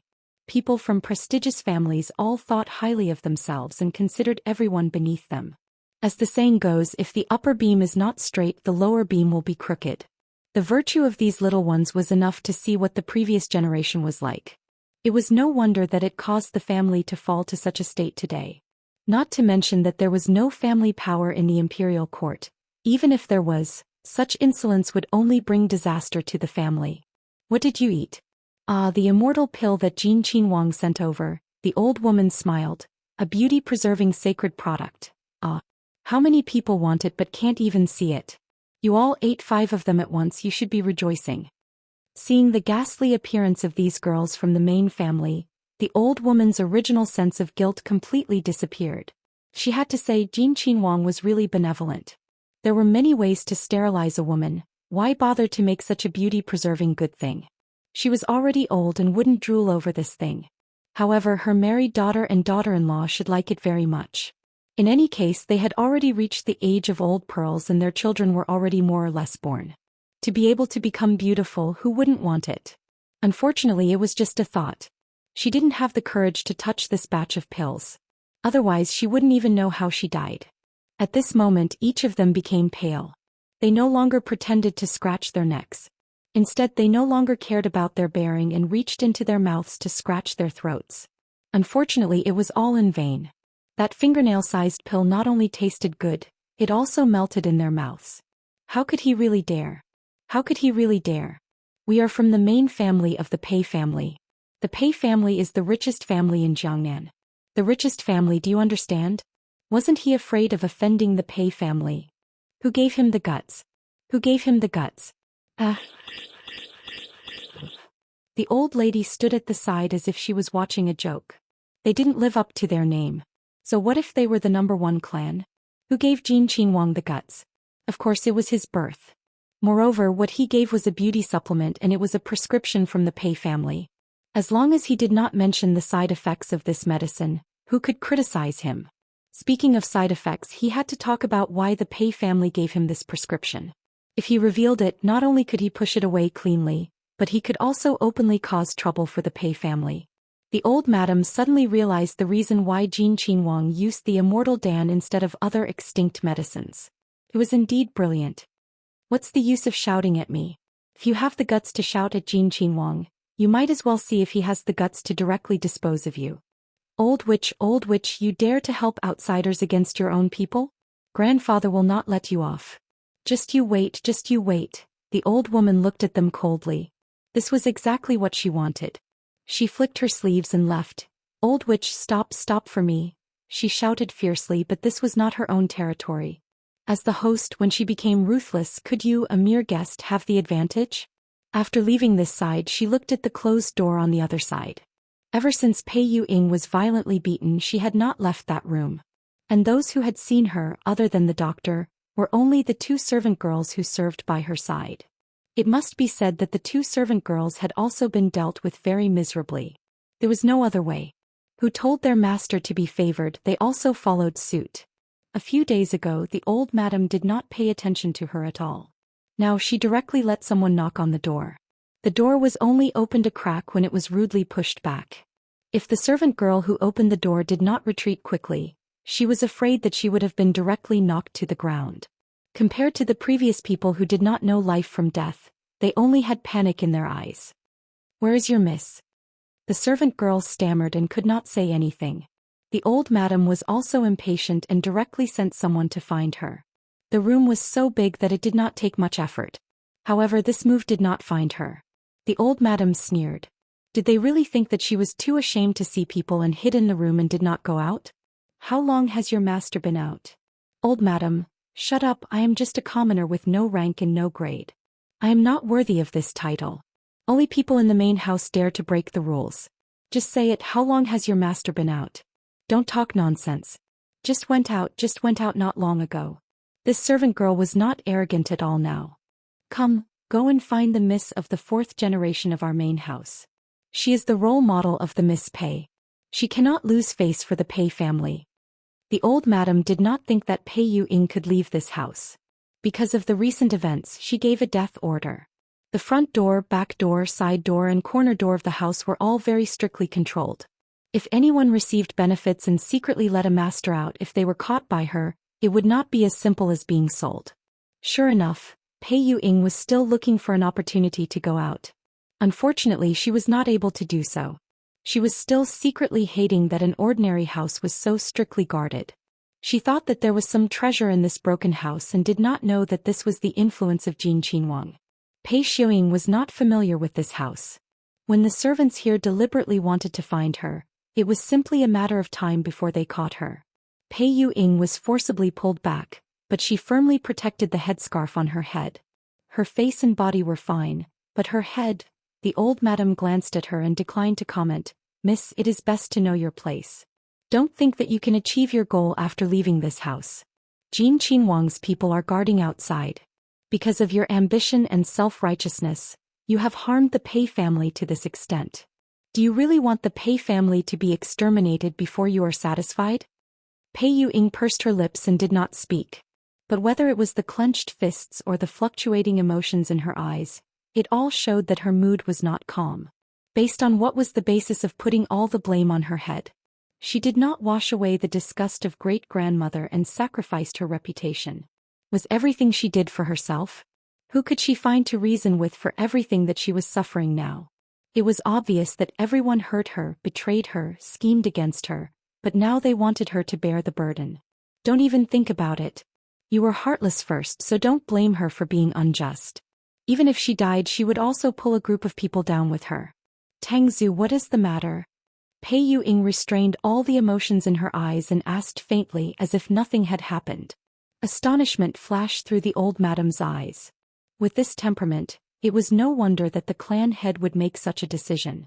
However, to let the chess piece know that her original position was actually a shield, she would only be reduced to an abandoned chess piece in the end. It was okay if she was hit until she could not recover from the setback, but the one in front of her was afraid that it was not the case.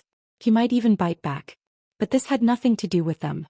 Even if she was to be angered, it would depend on whether she really had the ability to deal with them after destroying the main family.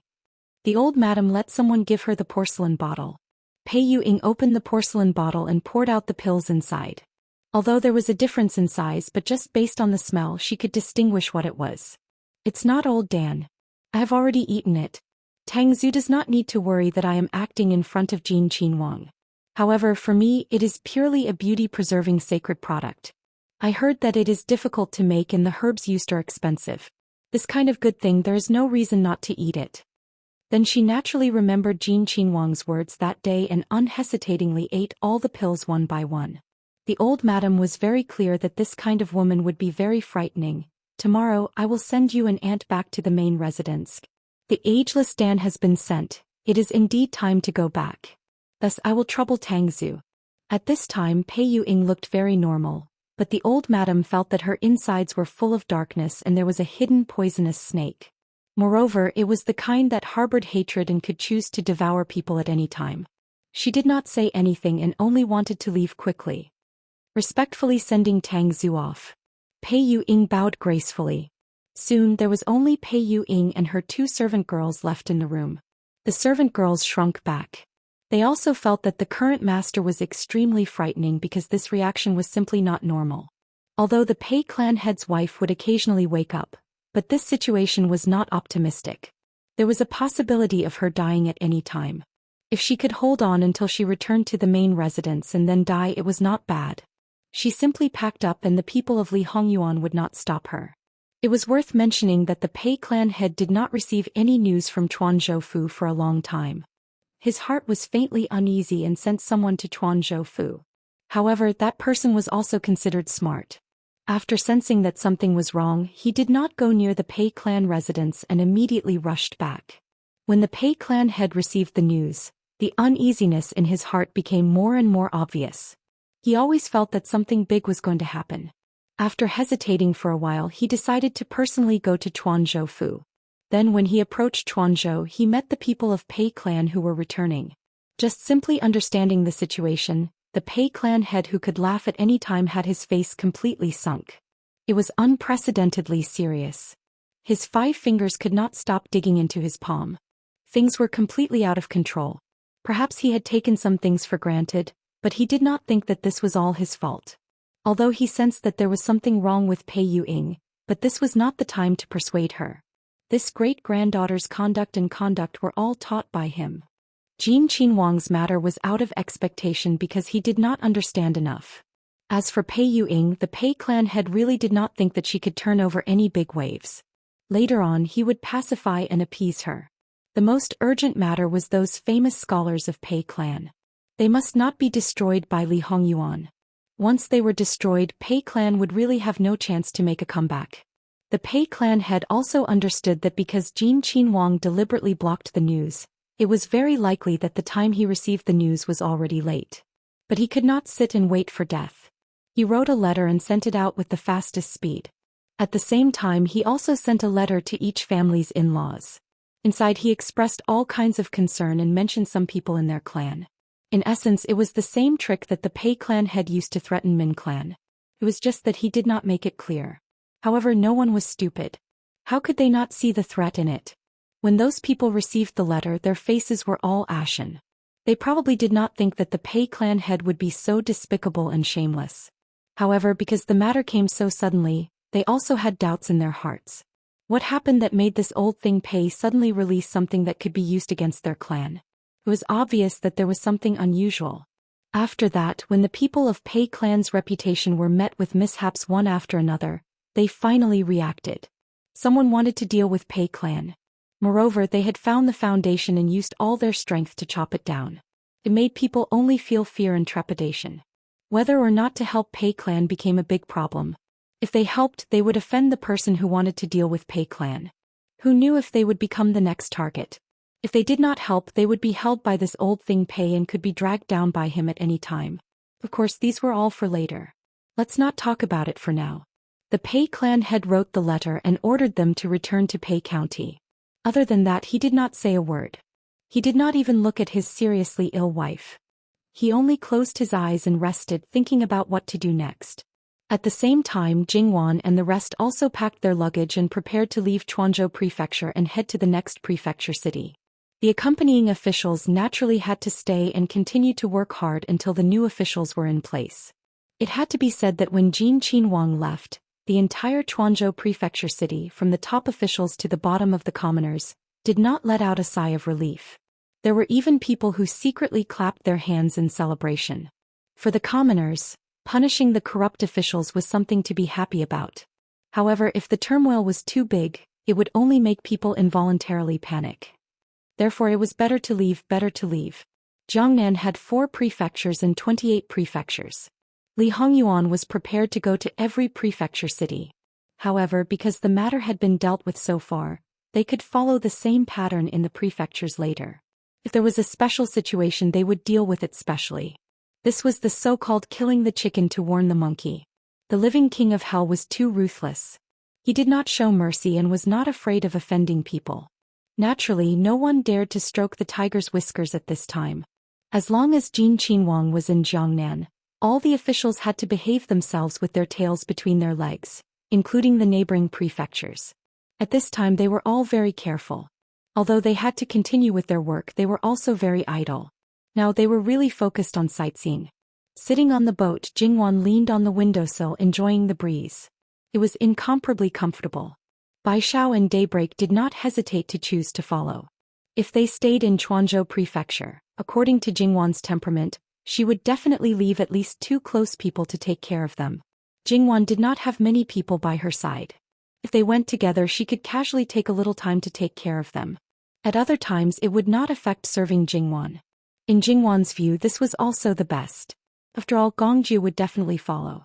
With Gongjiu looking at them from time to time, naturally she would be more assured.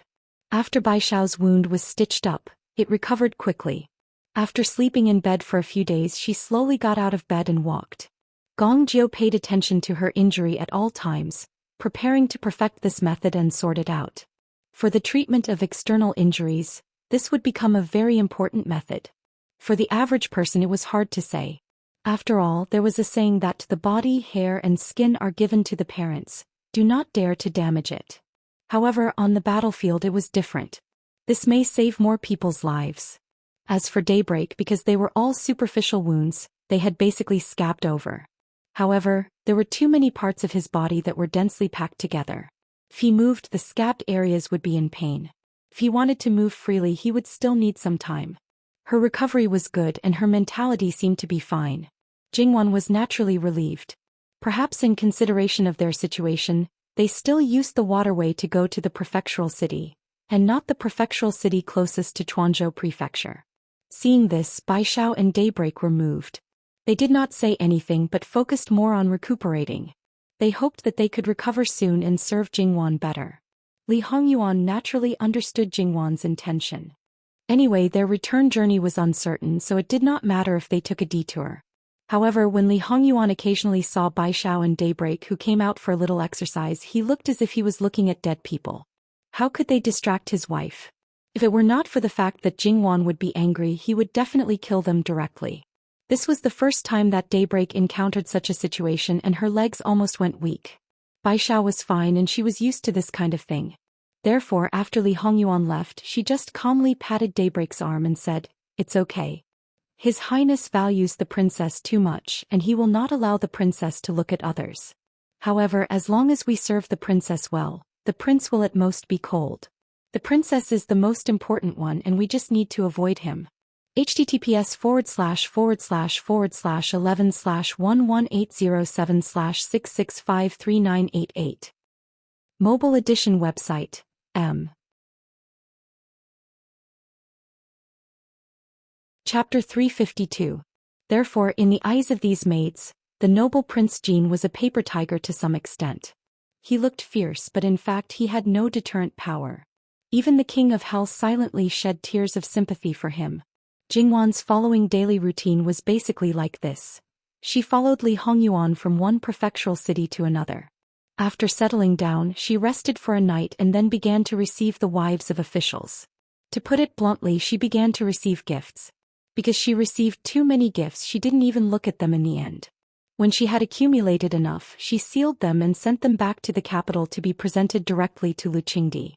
Of course, because the matter in Jiangnan was not over yet, in order to avoid alerting the enemy and causing some people in the capital to collude with Jiangnan and reduce Jingwan's income, she only presented a list for the time being so that Lu Qingdi would have an idea of who to settle the accounts with and how much would fall into his pocket in the end. As for the gold and silver in the treasury, Li Hongyuan was kind enough to keep some. The rest was all sent to the capital to fill the national treasury. This situation lasted for about 2 days. After that, it was time to go out. Of course, this was only if there were places worth visiting in and out of the capital. After these 2 days, she collected the gifts and cleaned up the treasury. Then she clapped her hands and left confidently. Those who hadn't sent gifts would suffer because of this. Haha, it had nothing to do with Jingwan. Anyway, she wasn't the one who was anxious. Whether or not they sent gifts had nothing to do with whether they would be settled or not. On the contrary, the more gifts they sent, the more likely they would be settled.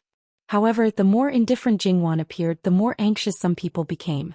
They even became more and more obvious. In the end, on the second day after they settled down, there were people scrambling to be the first to come to their door. One gift was more valuable than the other. Little did they know that after they left, some people's faces became colder and colder. When his wife was unhappy, Li Hongyuan naturally had to coax her. Every time he coaxed her, he would write down a debt for some people. This account book was getting thicker and thicker. The truly magnificent mountains and rivers were usually not near the prefectural city. After Baishao and Daybreak were able to move freely, Li Hongyuan began to take a detour. The prefectural city could go to hell. Since his wife was unhappy, he naturally did not hesitate to create psychological pressure for them. Jingwan wondered if this was a good idea. And Baishao, Li Hongyuan stroked Jingwan's hair. Wan, I can tolerate you infinitely, but it doesn't mean that I have to continue tolerating you because of other people. Just because of 2 maidservants, I deliberately changed the schedule and even delayed the time. Because of you, I didn't care about it. But now, when the master goes out to play, he has to worry about whether the servants have recovered from their injuries. Is this appropriate? Also, don't say that Baishao was schemed against because of me. As a servant, it's natural for her to die for her master. You're soft-hearted and kind, especially to the people around you. Look, which maidservant can be as carefree and happy as the ones around you? The way to manage your subordinates also needs to know when to relax. Blindly being kind will only make them more arrogant. There are even some who can't see their own status clearly and think that they are on the same level as their master. Now, because of me, you're receiving large amounts of money and gifts. Are you sure that they don't have any thoughts in their hearts? Are you sure that they won't rely on your support in the future or even use your name to wantonly amass wealth outside?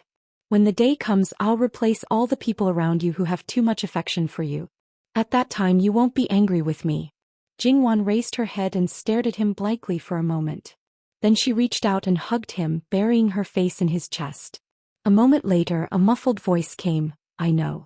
I'll listen to your arrangements for the following itinerary. In the end, it was because she had lived in a completely different civilized society for more than 20 years. Her character could be said to have been molded at that time. If she completely denied forgetting, then she was actually denying forgetting herself. That kind of extremely strict and clear class concept, no matter how hard she tried, could not completely integrate with the current situation. Not to mention her close relatives, if the people close to her had bad conduct or did something wrong, she would not be merciful.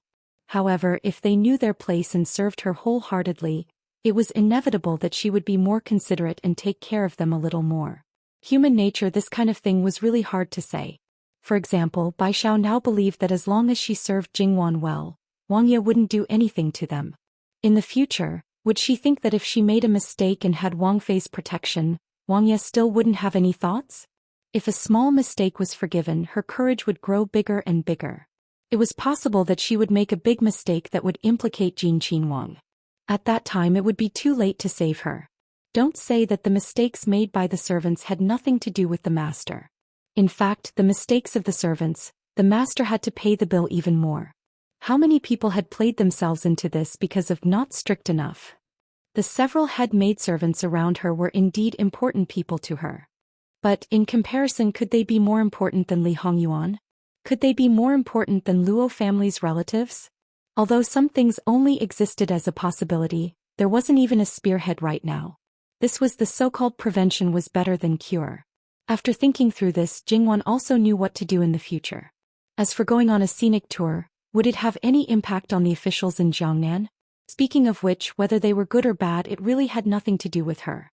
She really didn't do anything wrong and wouldn't be afraid because of their pressure. Li Hongyuan gently stroked Jingwan's back. It's just talk, it's far from that level. Even if that day really comes, there's still me. Jingwan, with a bit of attachment that she herself didn't realize, rubbed against Li Hongyuan's arms. Li Hongyuan's eyes narrowed, expressing that he was very satisfied with the current result. Therefore, no matter how dignified his words were, in essence he was just jealous. Because it wasn't easy to deal with people, he could only use roundabout tactics. Those reasons that he said in his eyes, simply didn't take them seriously. If someone really did that, he naturally had a way to remove himself from Wanwan. If he couldn't remove himself, then he would let those who wanted to punish them and those who could punish them shut up. If they didn't shut up, then they would completely shut up. Our living king of hell, in order to make Yama Wang Fei's heart and eyes be wholeheartedly devoted to him, could be said to be painstaking and scheming. For serious matters he wouldn't necessarily put in so much effort. On the surface, Jingwan had Li Hongyuan under control, but in reality? If Li Hongyuan wanted to, it was not impossible for him to slowly clean up the people around Jingwan secretly without arousing Jingwan's suspicion. When his wife threw herself into his arms, of course, Li Hongyuan was not Lu Xiaohui. The hand that gently stroked Jingwan's back gradually changed.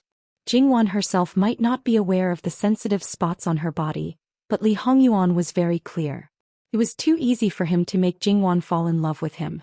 Jingwan naturally noticed when Li Hongyuan was restless, but she didn't resist. As for the fact that it was daytime now, she had been with Li Hongyuan for a long time, so the daytime was nothing. She had played many tricks. In the beginning she was immature and sensitive. In the past few months she gradually blossomed fully, and bloomed under Li Hongyuan's hands. As a result, Li Hongyuan controlled it very well. As a result, Jingwan basically wouldn't reject him unless it was a special situation. After rejecting him she would suffer for a long time. Besides, Li Hongyuan basically wouldn't give her a chance to reject him.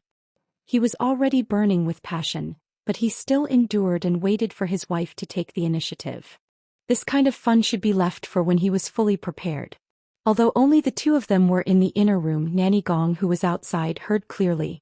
Even Sister Hei, who was waiting by the side, also heard intermittently. Nanny Gong didn't have any reaction, but Sister Hei was a little flustered. They seemed to have implicated the princess. If this caused a gap between the princess and the prince, it would be difficult to absolve themselves from the blame. Nanny Gong looked at her and saw Sister Hei's reaction, but she didn't say anything. However, although the prince had ulterior motives, perhaps they should still warn him, especially with the addition of morning light. Although they didn't find anything unusual on the surface, there were still some doubts in some places. Therefore some rules had to be reiterated. The princess was such a kind master. If there were still people with ulterior motives and were ungrateful, the prince didn't need to do anything. She could dispose of them secretly. What's wrong? Are you not feeling well? Qing Zhu, who was beside her, only vaguely heard the conversation between the prince and the princess, but she didn't know the details. Now that she saw Sister Hei's abnormal expression, she asked. I'm fine, Sister Hei said. In her heart she had already decided to talk to her sister privately. The management of the maidservants had never been within the scope of Nanny Gong's responsibility. That was Jingwan's wet nurse's job. Nanny Gong turned around and mentioned it. Sister, if you didn't mention it, I also had this intention. After all, there are new people and the rules have to be taught. Anyway, Morning Light's injuries have all healed and it will only take a day or two. Since Sister has mentioned it now, then I will gather them together tonight and teach them the rules. Jingwan's wet nurse said. Nanny Gong nodded and didn't say more. There were some things that didn't need to be done too much. Jingwan and Li Hongyuan didn't appear until dinner time. Li Hongyuan didn't seem to be abnormal. Jingwan's black hair was loosely tied behind her head. Her skin was very good to begin with, and now it was white with a hint of red. At the corner of her eyes, the trace of spring that hadn't completely disappeared was more obvious. It looked exceptionally attractive, and the maidservants were too embarrassed to look at her directly. Perhaps because he was full, Li Hongyuan was in a good mood. However, his eyes were basically on Jingwan. In fact, he wanted to hold Jingwan in his arms and rub. However, he still cared about her dignity in front of the servants. He glanced at the reaction of the others and thought, Wan like this can only be touched by him and only he can get close to her. And the men outside can't even think about seeing her like this. There was something strange about the maidservants, but Jingwan was a little lazy at the moment and didn't have the energy to pay attention to it. After dinner, Jingwan didn't feel sleepy, so she went to do painting for 2 hours. Li Hongyuan accompanied her the whole time. In fact, Jingwan focused on painting and he focused on watching Jingwan. Then she had a good night's sleep. When she woke up the next day, she was 100 times more energetic. Today they were going to climb the famous mountains and tread the strange peaks. According to the estimation, it would take at least 2 days. For the sake of the scenery, they wouldn't be in a hurry. Therefore, they would spend at least 3 days and 2 nights on the mountain. Although Bai Xiao looked fine now, she also knew that it was not suitable for climbing. If there was an accident, it would be troublesome and a burden. Your Highness, I haven't recovered from my injury. I can't serve you by your side. Please forgive me, Your Highness. It's not a matter of guilt. Your health is important. It's not too late to wait until your injury is fully recovered. Black Sister wanted to stay, but she also knew that it was impossible. When the princess went out, at least one of her sister and her would follow. Your Highness, I rarely go out in the past. I don't have enough strength. I would like to ask to stay and accompany Bai Xiao. Please allow me. Daybreak said. That's fine. I'll ask the prince to leave a few more guards. If you are bored in the next 2 or 3 days, you can go out for a walk. Thank you, Your Highness. After the arrangements were made, the group of people set off in a mighty manner. Li Xian was sent out to do errands again. Yu Zhongqing and Master Huoqian were both there. In this way, someone seemed to be more miserable. Looking at the beautiful mountains and rivers, the plank road of the stairway to heaven, Jingwan suddenly missed the camera. Such a scenery, unless a painting master stayed for a long time, absolutely no one could stake in a short time. However, since it was a tour, it was naturally important to have a state of mind to experience the natural scenery. After experiencing that feeling, there was no need to pay too much attention to other things. Perhaps it could leave a deep impression in one's heart and leave it on the painting scroll later. Because they were not in a hurry and just strolled up the mountain, the strength of the maids was completely enough to support them. However, at some point Jingwan began to act shamelessly. Li Hongyuan smiled faintly. In front of so many people, it was rare that Wan was willing to be close to him. He did not even need to give any hint. Without saying anything, he half squatted down. Jingwan smiled and pounced on him, hugging his neck. Li Hongyuan's hand supported her buttocks. He was still moving up step by step at a steady pace as if there was no one else on top of him. Although the weather was still hot, the higher the mountain, the cooler it would be. Jingwan did not know the specific altitude of this mountain because it did not coincide with the geography of her previous life. This made Jingwan suspicious of the idea that it was a parallel universe of her previous life. However, there was no point in pursuing these questions because there was no answer at all. She just did not know if she would see snow at the top of the mountain. She turned back to ask Sir Darren. Sir Darren was a little ashamed this time. When they first came to this area, for some reason they did not reach the top. But from this official's experience, there is a high chance that there will be snow. Jingwan nodded to show that she understood and did not make things difficult for Sir Darren. They camped halfway up the mountain for a night. Because they were well prepared, they still had a comfortable time. Because Jingwan was prepared to go to the top of the mountain to see the sunrise on the morning of the 3rd day, they slowed down again on the 2nd day and expanded the range of their stroll halfway up the mountain. At this time they could see the clouds and fog at the edge of the cliff, which was definitely a great enjoyment. In the end they camped at a location about half an hour away from the top of the mountain. At this time they could clearly feel the coldness. Jingwan nestled in Li Hongyuan's arms and slept very comfortably. The next day she woke up early and simply washed up. You don't have to follow this kind of poetic scene. Li Hongyuan naturally only wanted to enjoy it with his wife alone. In reality, when the red sun rose, the snow at the top of the mountain was covered with a layer of red with a hint of gold.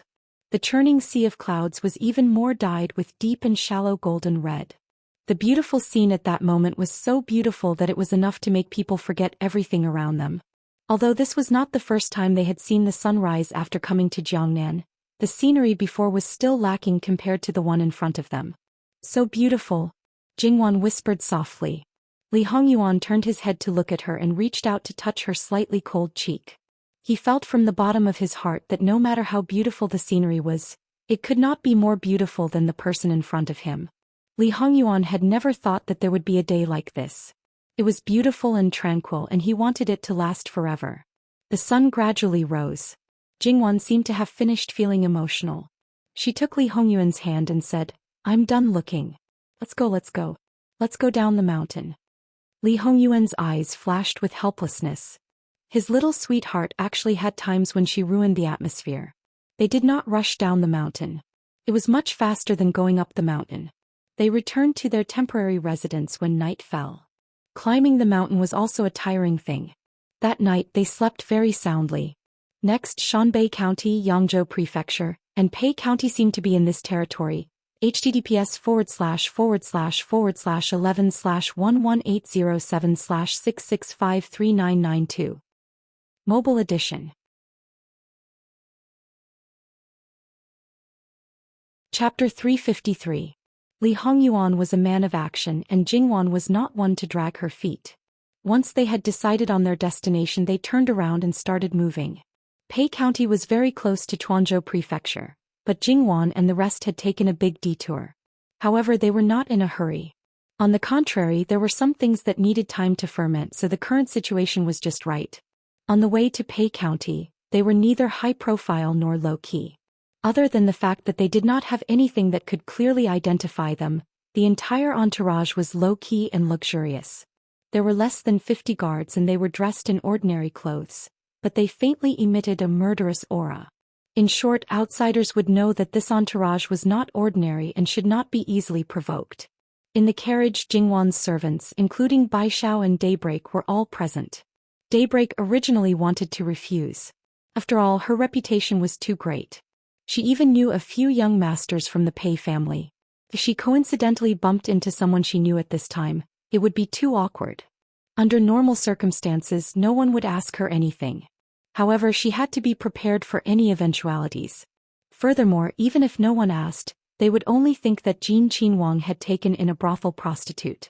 Even if she said that she was the Wang Fei's servant girl, in these people's eyes, it was probably just a cover-up. Even though it was not the case, Daybreak did not want to damage Li Hongyuan's reputation. After all, this kind of thing could easily cause a rift between husband and wife. Then obediently stay in the carriage. Li Hongyuan was clearly a little impatient as he threw out this sentence. Right now, Li Hongyuan didn't want to have anything to do with irrelevant women. Even if it was just an act, even if it was just a rumor, it didn't matter how troublesome the other matters were. In this aspect he would most likely be very annoyed. Therefore his gaze towards Daybreak became even more unfriendly. Daybreak basically knew that Wang Yi was very possessive and did not like the people who served the Wang Fei, especially her, this troublemaker. Therefore she sincerely avoided Li Hongyuan. Even if she accidentally bumped into him, she would bow and never raise her head to reduce her presence as much as possible. Even so, she would still bump into the muzzle of the gun. Daybreak only agreed and didn't feel wronged. But sometimes they felt that if Princess Consort didn't need someone to serve her, they probably wouldn't be able to get close to her. The reason why Jingwan brought Daybreak along was because she didn't want her to think too much. Although she had taken her in, she had also ostracized her. But in reality, once Daybreak's previous identity was known by others, she would definitely be criticized. But there was nothing she could do about it. She had been reduced to a lowly 9 classes, and the general background was not tolerant of them. Jingwan didn't object to Li Hongyuan's decision. It had to be said that the Pei family was not doing well recently. There were problems in all aspects one after another. Not only were there problems with the people, but there were also various businesses. How could the businesses be small in order to maintain the operations of such a large family? As expected, the Pei family received the news too late. Although he sent the letter out as quickly as possible, the famous scholars of the Pei family could not prevent it in time even if nothing happened. And Li Hongyuan's subordinates were also capable of doing things. It was as if a disciple of a great scholar was weeping bitterly in the heavy rain, saying that although his teacher appeared to be upright and elegant, he was actually a beast and was worse than a beast. While he was not at home, he went to his house. His family treated him warmly, but he actually drugged him, humiliated his wife and daughter, and strangled his son to death. That was his teacher whom he respected like a father, but he did such a heinous thing. Under normal circumstances, ordinary people might not believe it because no matter how they heard it, it was quite ridiculous. However, that man was indeed the disciple of the great scholar of the Pei family. Many people knew that the teacher-student relationship was quite good, and that something had indeed happened to his family.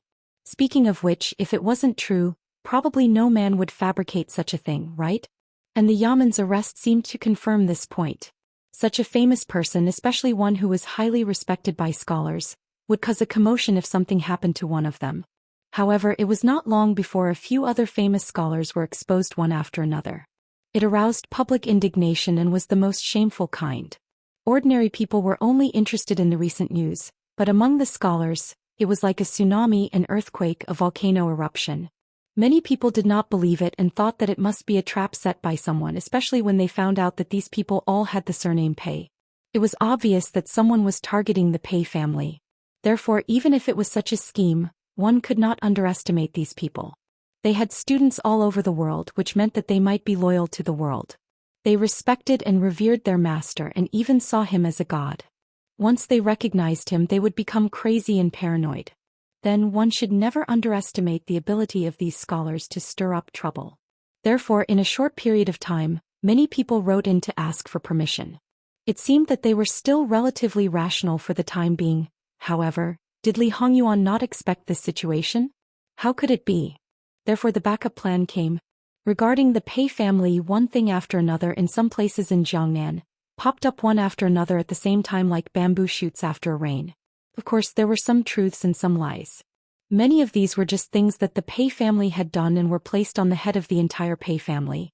The noble and virtuous Pei family, who put aside fame and fortune, constantly thought about returning to the court and releasing another list. On it were densely packed disciples of great scholars. Perhaps some of their families had close connections with the court. This list all hinted that the famous scholars of the Pei family had deliberately chosen these disciples to pave the way for the Pei family. In reality, more than half of the people on the list were officials. 1 or 2, 10 or 8, perhaps it was a coincidence, but what about tens or hundreds? Even some people who originally believed that their teacher was definitely not that kind of person, especially those old foxes in the officialdom, began to suspect that when they or their family members went to him to become his disciple, they were given all kinds of tests and difficulties. In the end, when they finally became his disciple, when they were wild with joy, did their so-called teacher laugh at them and call them fools? Was all of this set up? Once someone began to speculate, naturally more people would think in this direction. If they were willing, even if they had to give up a lot, it would be worth it. But if they were cheated, then they would burn with anger and want to tear the person who cheated them into pieces. The people who wrote in to ask for permission became fewer and fewer.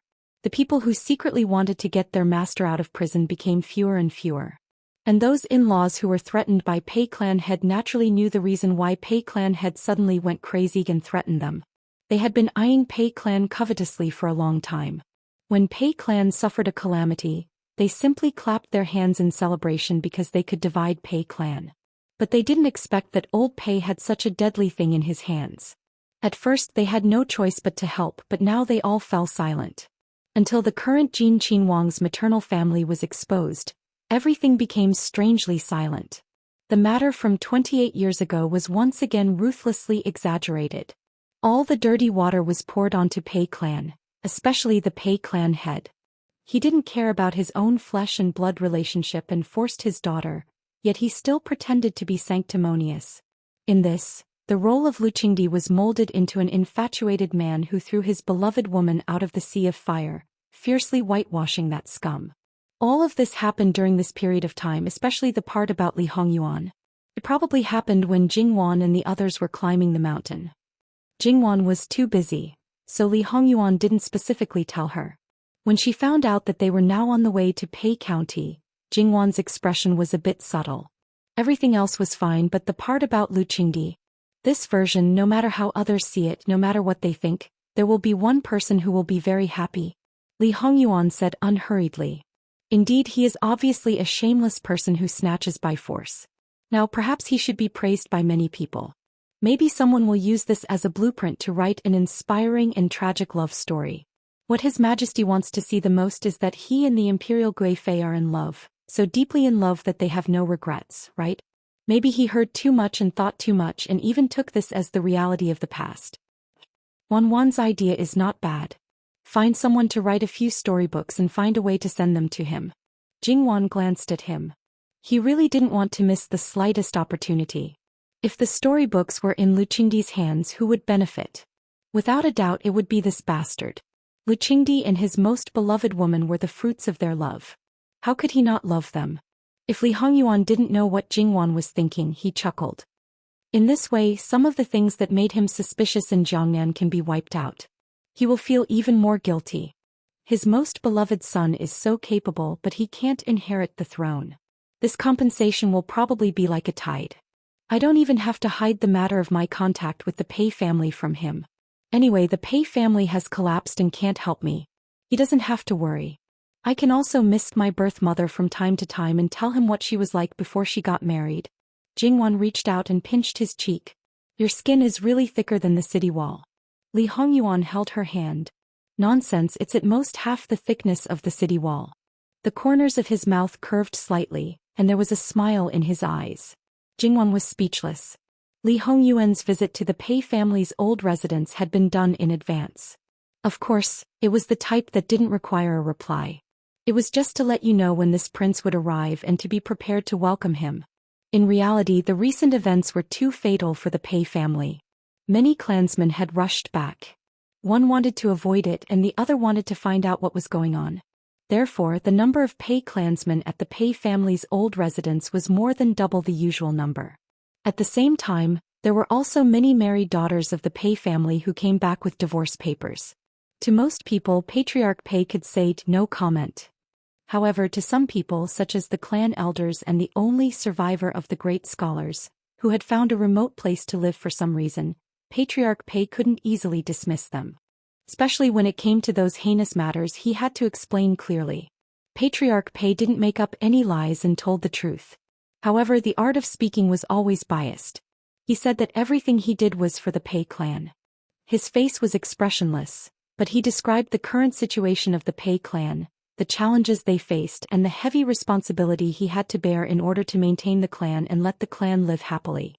He continued until I failed to bring the clan back to glory and instead fell, letting down the ancestors. Tears flowed down his face. He wasn't complaining, but he was complaining. He wasn't trying to shirk responsibility, but he was trying to shirk responsibility. Although she didn't agree with some of Patriarch Pei's actions, as someone who also hoped for the family to return to glory, could she blame him? She couldn't. Moreover, at this time the most important thing was to think of a way to salvage the situation. They couldn't expect to not suffer any losses. Li Hongyuan controlled public opinion too well. The Pei family's reputation had plummeted. It was already good enough that they could maintain the current situation and not develop in a worse direction. However, it was obvious that this was very difficult. When Patriarch Pei heard that Li Hongyuan came to visit, he stood up righteously and said that everything was his fault. He was willing to bear all the responsibility. If he couldn't do it alone, then everyone in his branch would bear the responsibility. He wouldn't implicate the other clansmen. As for those who were implicated, he couldn't do anything about it. He was willing to atone for his sins in the underworld. As such, no one blamed him. They only sighed helplessly. However, the funny thing was that no one stood up and said that they would bear the responsibility with him. No one knew what he was thinking at that moment. Therefore, when Li Hongyuan's carriage arrived at the entrance of Pei County, there was a large crowd of Pei clansmen. There were almost 1,000 of them. The carriage came to a stop and Li Hongyuan stepped out of it. In the middle of the procession were 200 to 300 people. They were both old and young and all of them knelt down. Their leader was none other than clan leader Pei, and all of them were wearing mourning clothes. Patriarch Pei's wife finally couldn't make it through a few days ago. Because of such a big incident, there was no funeral. Other than the main family, they didn't even inform the other clansmen to come back and attend the funeral. Your Highness, this is all this commoner's fault. Please have mercy. Don't take your anger out on the Pei family. With a bang he kowtowed to the ground. Other than the Pei family, there were many commoners who came to watch the show. https://11/11807/6653995.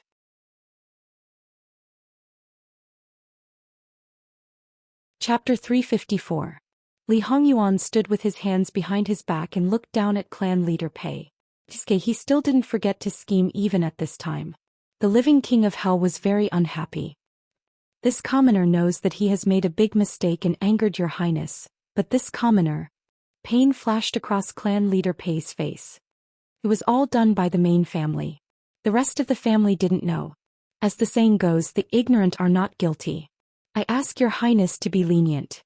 These words were so sincere.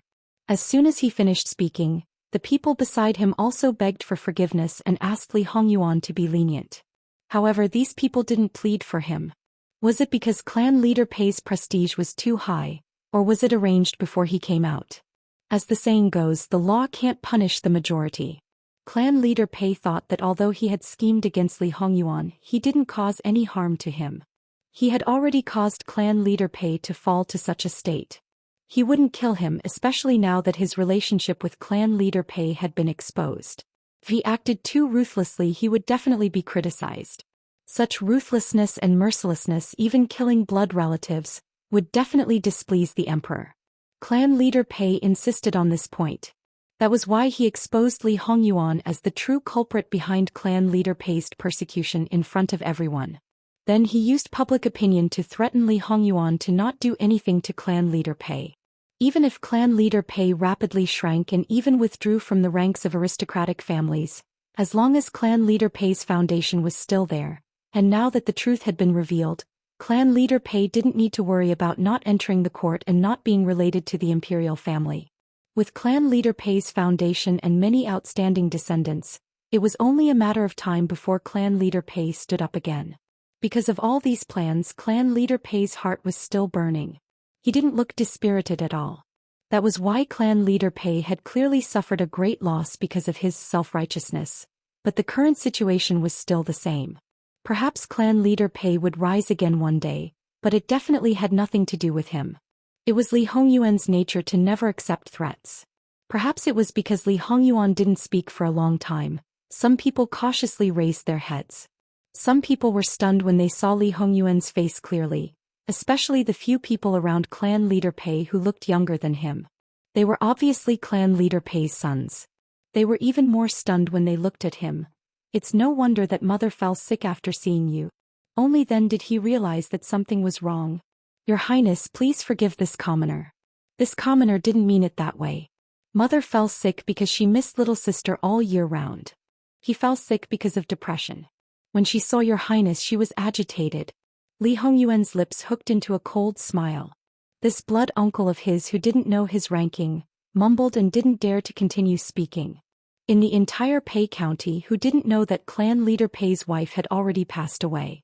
Logically speaking, even if she saw her grandson, it was possible that her body couldn't bear the excitement. However, unless she was already a lamp that had withered away and had no regrets after seeing the person she missed, she would be able to smile in the underworld for a short period of time. Other than that, as long as she endured through that period of time, as the saying goes, when a person meets a happy occasion, their spirit would be refreshed. After that, she should be even more healthy. The result was that she fell sick and died. Clan leader Pei's wife had a serious illness, but she didn't pass away in a day or two. Therefore, it made people suspect that being too agitated might not be happy. It could be that Jin Qinhuang was too fickle and said or did something that really agitated the old lady. Under the influence of people with ulterior motives, the people of Pei County knew Li Hongyuan in great detail. Li Hongyuan finally got down from the carriage and walked in front of clan leader Pei. Clan leader Pei has given a lot of thought. Why don't you personally put on a good show of blood splashing on the spot? Wouldn't the effect be even better? These words were neither light nor heavy. The people watching from the outside couldn't hear it, but the people near him could hear it clearly. Clan leader Pei's entire body stiffened. He faintly felt that it might be. Wang Ye is joking. This commoner sincerely asks for forgiveness and has no other intentions. Great-grandfather really didn't have any other intentions? Wasn't it because great-grandmother's condition had greatly improved, and you deliberately stopped her medicine in order to scheme against her grandson so that you could achieve some unspeakable goal, causing great-grandmother to be so angry that she vomited blood and died? Not far behind, Pei Xiaoying, who was dressed in mourning clothes, suddenly stood up. Her voice was clear and cold as she spoke of the inside story. Her voice faintly contained suppressed pain and grief. Everyone looked at Pei Xiaoying with different expressions. Naturally, most of them were shocked. Clan leader Pei didn't turn her head. She just clenched her fists. Her loose skin seemed to be stretched so tight that it was almost flat. Because her head was slightly lowered, no one could see the emotions in her eyes. Pei Xiaoying's words weren't finished. That year you didn't care about the flesh and blood relationship and pushed great-grandmother out, causing great-grandmother to be heartbroken. She accompanied you by your side for decades. Even if she didn't make any contributions, she still gave birth to your children. Everyone else saw her as having limitless glory. In the backyard of a person like you who wants to control everything, what difference is there between her and that puppet? Have you ever truly given her the slightest bit of honor? Now you don't care about the relationship between husband and wife. In order to achieve your goal, you don't hesitate to kill your wife. How can you bear to do this? Some people looked at clan leader Pei. Their eyes were a bit subtle. Speaking of which, you're a big man and also a clan leader. You have full control of the backyard, hee. According to seniority, I'm Jin Qinhuang's cousin's niece. But you schemed and almost sent me to his bed. Under normal circumstances, doing this would only cause people to say a few words. However, for someone who often talks about the rules of an aristocratic family, to do this kind of thing, such a hypocritical thing, how can people despise you? Moreover, you keep telling me that I'm the most honorable daughter of an aristocratic family. I have my dignity and pride, yet you treat me like this? Is it really like some rumors that we're all playthings for your benefit and there's not the slightest bit of emotion? Pei Xiaoying's voice was slightly choked, but every word was exceptionally clear. The people around her were all juniors. In addition, Pei Xiaoying's status was high in the past, so no one dared to offend her. Now they were so frightened by her that their hands and feet went soft. For a moment no one stopped her. Her parents and grandparents were so frightened that their souls almost left their bodies. But just as they wanted to stand up, they were stopped by Li Hongyuan's low voice. I know that I'm being unfilial by saying this, but it's really great-grandfather that makes people's hearts cold. You even did things that pushed Pei Shi into the abyss. Now you still want to scheme against Jin Qinhuang. Have you thought of the consequences? It's true that Jin Qinhuang is Pei Shi's maternal grandson, but first he's a prince. Then we talk about other things. If he angers the current emperor, what will happen to Pei Shi? Great-grandfather, don't be obstinate. Wait until Pei Shi is gone, then it'll be too late to regret. Speaking to this point, Pei Xiaoying suddenly pulled out a dagger and ruthlessly stabbed it into her neck. That dagger was unusually sharp. In an instant, blood flowed out along the dagger. Pei Xiaoying's face flashed with an unusually complex emotion. Then her eyes started to slacken. Her body went soft and she started to fall down. All of this happened too suddenly.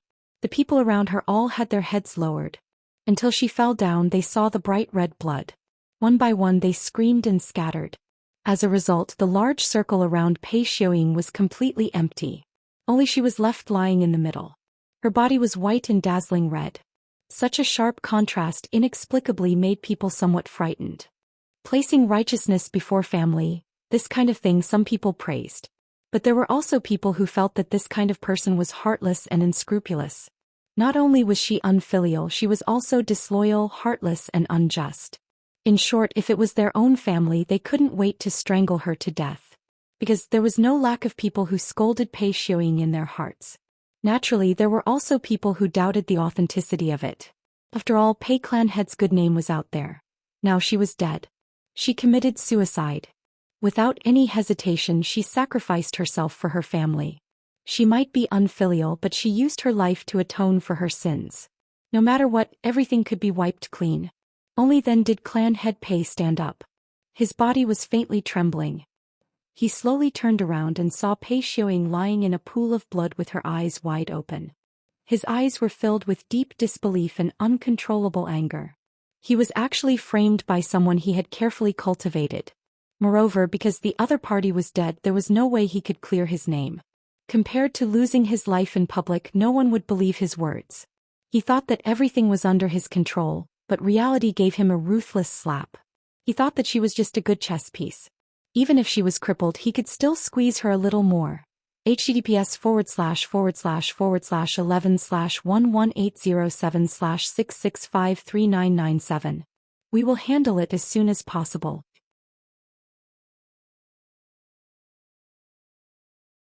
Chapter 355. How does it feel to be devoured? Li Hongyuan's slightly amused voice came from behind him, but this laughter was full of mockery. Originally, even Li Hongyuan was quite surprised. Originally, things were a little unfavorable for him. Although he did not care, it did not matter whether it was resolved or not. It would only affect his attitude towards the Pei family. That was all. However, who knew that Pei Yu-ing would come up with a stroke of genius and make a 180-degree reversal of the situation? This was also good. He did not care about his reputation, but his wife cared about his reputation. Although he could not be any darker now, even if he splashed a layer of ink, he still looked like that. However, his wife probably wanted to wash his reputation clean, even though she might have to bear the reputation of being jealous for the rest of her life. Grandfather, Li Hongyuan called him with a particularly sarcastic tone. I think you should know this prince's reputation in the capital as well as his style of doing things. Could it be that you think those are all fake? Let me tell you, other than my nickname, everything else is real. Some are even worse. For example, I will seek revenge for the smallest grievance, I am ruthless, and so on. If you want to ask me for help, you should act like you are asking for help. Threatening me is the stupidest thing to do. As long as the Qi Yuan is not destroyed, the Pei family will never be able to become an aristocratic family again. It is already a miracle that the descendants of the Pei family are able to become a third-rate family. As long as I am alive, I will not stop the Pei family from becoming an official. At most, they will be a fifth-rank family. Clan leader Pei's body trembled. He wanted to restore the glory of the Pei family. Compared to that, he was one step behind. If he had to die to protect the Pei family, he would not hesitate. After all, at his age, he was already considered old and had no regrets. But now, this is all because of you. Remember to repent to your ancestors.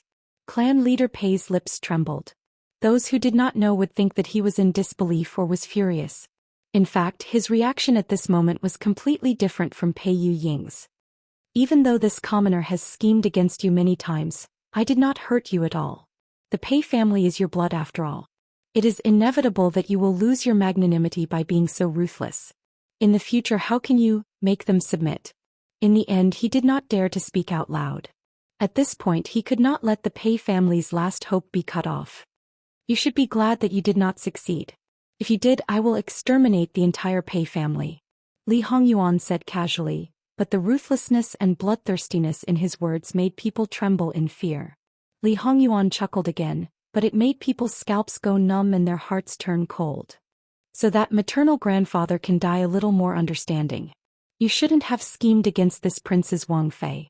The entire Pei family can't even compare to a single finger of hers. If all your schemes were directed at this prince, perhaps this prince would still be in the mood to play with you. Clan leader Pei's face trembled. I did not think that Wang Ye would be an infatuated person. You should have realized this when we were at the water stronghold. That's right, Jin Qinhuang's love for his Wang Fei was not concealed in front of him. It was just that he did not believe it and thought it was just an act.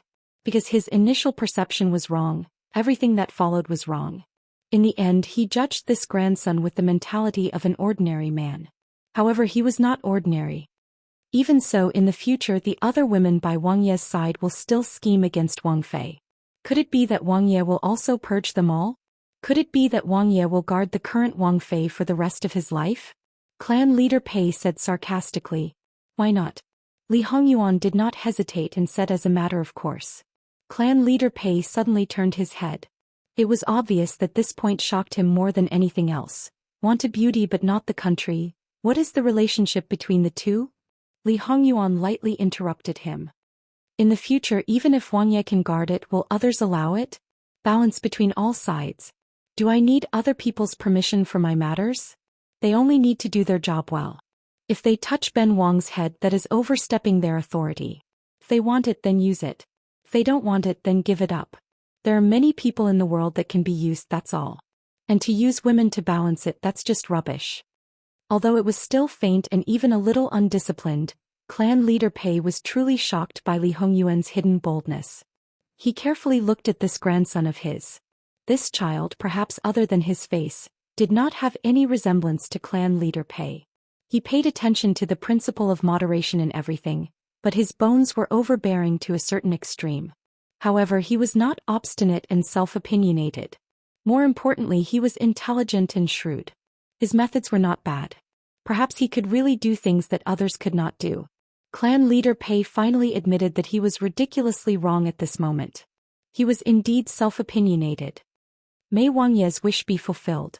Li Hongyuan looked at clan leader Pei, who had calmed down and accepted everything. He had to admit that if this grandfather of his could correct his attitude, he would definitely be a truly capable person. He might be able to fulfill his wish and let clan leader Pei rise again. Unfortunately, it was already too late. It was too late for him to realize this. Although we do not have the title, we are still related by blood. Ben Wang wishes to burn a stick of incense for the old madam. No matter what kind of reputation clan leader Pei had now, he was still the clan leader. He waved his hand and ordered people to clear the way. The clan leader Pei naturally obeyed. Li Hongyuan returned to the carriage. Although Jingwan did not see what had just happened, she still knew the details. Putting everything else aside, there was Pei Xiuying. She is a fierce and vengeful person. She is such a proud person and clearly knows that she will not have a good life in the future. It does not seem too surprising that she would take such a path. However, clan leader Pei was not lightly tricked by her. Not only did he lose his chastity in his later years, even after death he will always carry a bad name. When he was at Chuanzhou Prefecture, wasn't he beaten up by her aunts? Even great-grandfather is so pitiful, those aunts will definitely not have it easy, right? What does it have to do with us? Indeed. Looking at the current situation, the following matters should be smoother than expected. Li Hongyuan nodded. Naturally, he was happy to have less trouble. When they arrived at the clan leader Pei's residence, Li Hongyuan and Jingwan alighted from the carriage and led everyone through the door. Without mentioning anything else, just this residence alone gave off an extraordinary ancient charm. After entering the morning hall, Li Hongyuan and Jingwan burned a stick of incense. Apart from that, they did not say or do anything else. After they came out, Li Hongyuan did not beat around the bush and went straight to the point. The clan leader Pei's ancestors have passed down an order for you to hand over all the things that you have kept well. Clan leader Pei was stunned. He probably did not expect Li Hongyuan to ask for those things. His mind raced. May I ask if there is anything special about them, Your Highness? Are you sure you want to know? If you know, the clan leader Pei will really be gone. Clan leader Pei scratched his heart and lungs, but he did not dare to ask more. However, he was unwilling to give up. Is it related to the clan leader Pei's withdrawal from the imperial court? Li Hongyuan smiled faintly. Clan leader Pei understood, but he could not continue to ask. He personally went to retrieve the things and handed them to Li Hongyuan. Indeed, there was a dragon and phoenix jade pendant, a book and a painting. It was not that clan leader Pei had not studied these things before, but after so many years he had not discovered anything. Li Hongyuan asked someone to collect the things. Before you die, clean up the remnants of the previous dynasty's imperial family. Wait for this prince to deal with it. In order to prevent any mishaps, they will probably be exterminated. After that, Li Hongyuan did not say anything else and directly left. He specially made a trip, but the time he stayed was so short.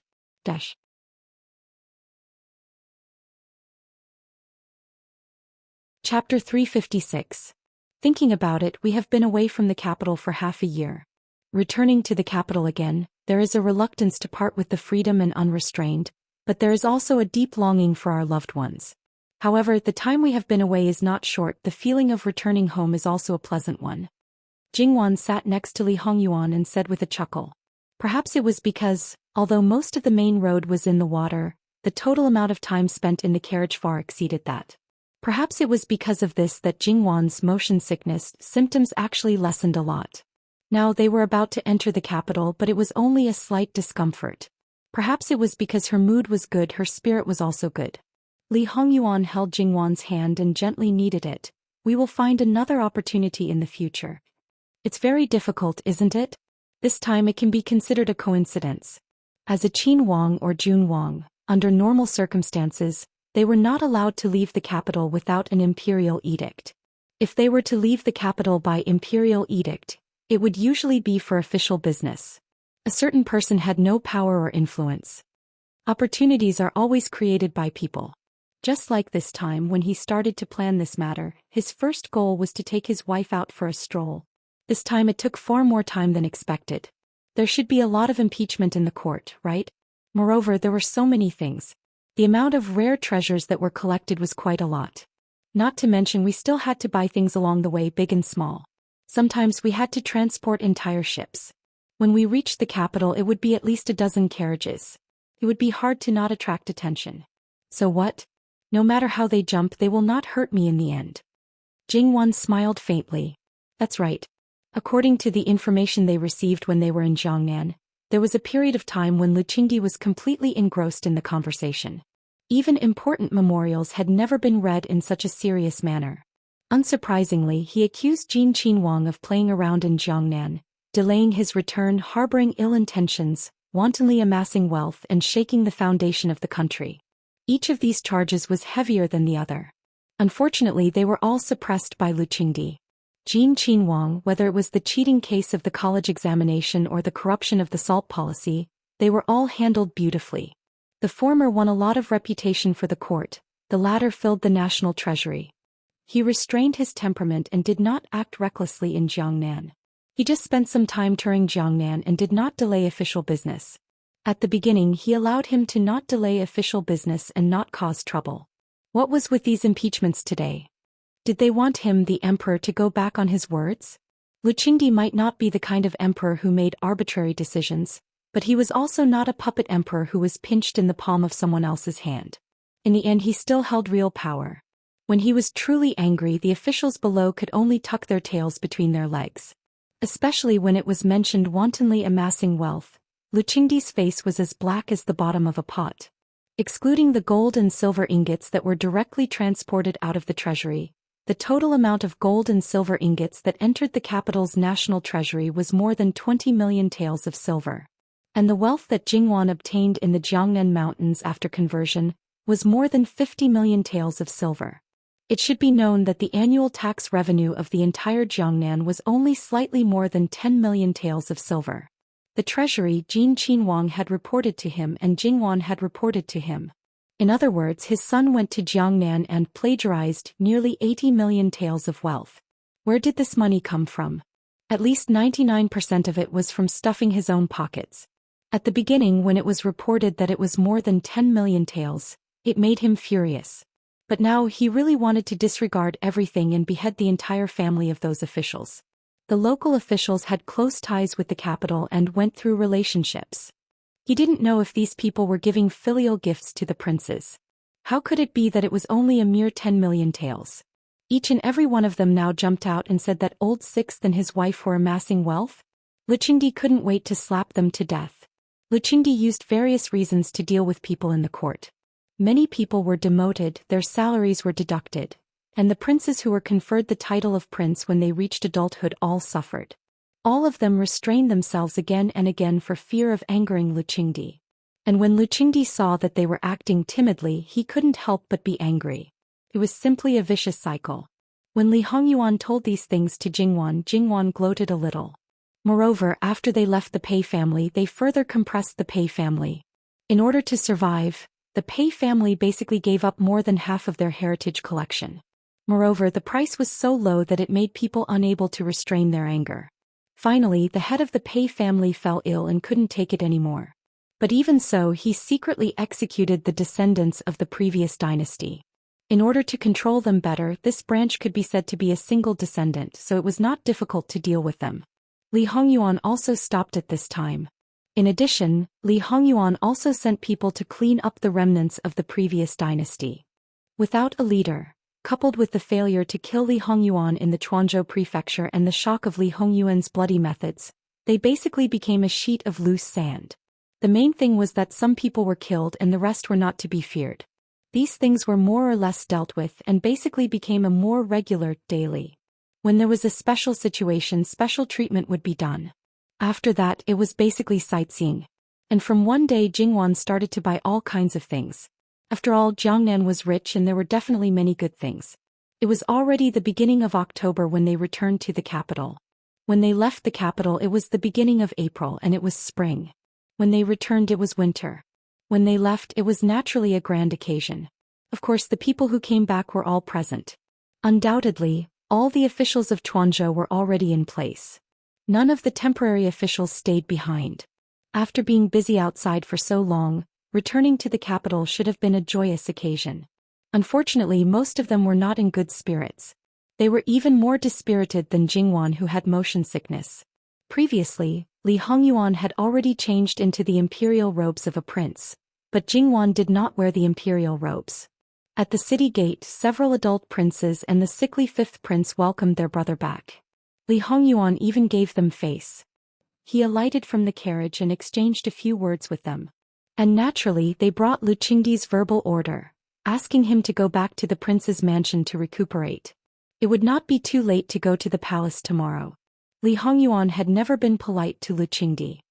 He would not show any resistance and go to the palace in a travel-worn state. Therefore he swung his sleeves, turned around, got into the carriage and left these brothers behind. As for these princes, they could only twitch the corners of their mouths and endure it. This person's bad temper had not changed at all. He was arrogant and did not take these brothers seriously. However, their main target was not them but the accompanying officials. Although they kept exchanging letters, in fact they could not know too much from these letters. Naturally, they had to ask in detail. Of course, these officials were not as lucky as Li Hongyuan. They had to go to the palace to meet the emperor and report their trip. With so many people, it would take a lot of time for Lu Qingdi to ask them one by one. But they did not dare to go to the palace in batches. Even if it was not their turn today, they had to go to the palace and wait obediently. This was not a mental tiredness but a physical tiredness. As for Jin Qin Wang Fu, because they had already received the news, the steward of the Fu had long been waiting at the gate. A dark mass of people knelt to welcome them. Naturally, no one paid attention to them. Returning to the main courtyard, Jingwan suddenly felt that her bones had softened. She sat down and leaned against the big pillow, not wanting to move. The servant girls were busy, but it was something that they were used to doing. Because only Gong Mama and 2 senior servant girls were left to serve Jingwan, the others had returned to the capital first. At this moment, everything was in order, as if the masters of this Fu had never left for a moment. The back of Li Hongyuan's hand gently brushed Jingwan's cheek with a bit of pity. Wan, go soak in a hot bath and relax. Then let Gong Mama help you loosen your bones. Rest well today, I reckon that there will be a lot of work tomorrow. Jingwan nodded her head. Wasn't that right? When she went to Jiangnan together, it could be considered as sneaking away. Before leaving, she had married off all of her husband's personal servant girls. These were all crimes. The number of people who wanted to settle accounts with her was not a small number. As the genuine mother-in-law, noble consort Su, she needed to be 120% alert. https://11/118007/6654002. You're tuning in to the Biao's Wuxiao Chronicles YouTube channel. Don't forget to subscribe and join us on this journey to catch the most captivating stories.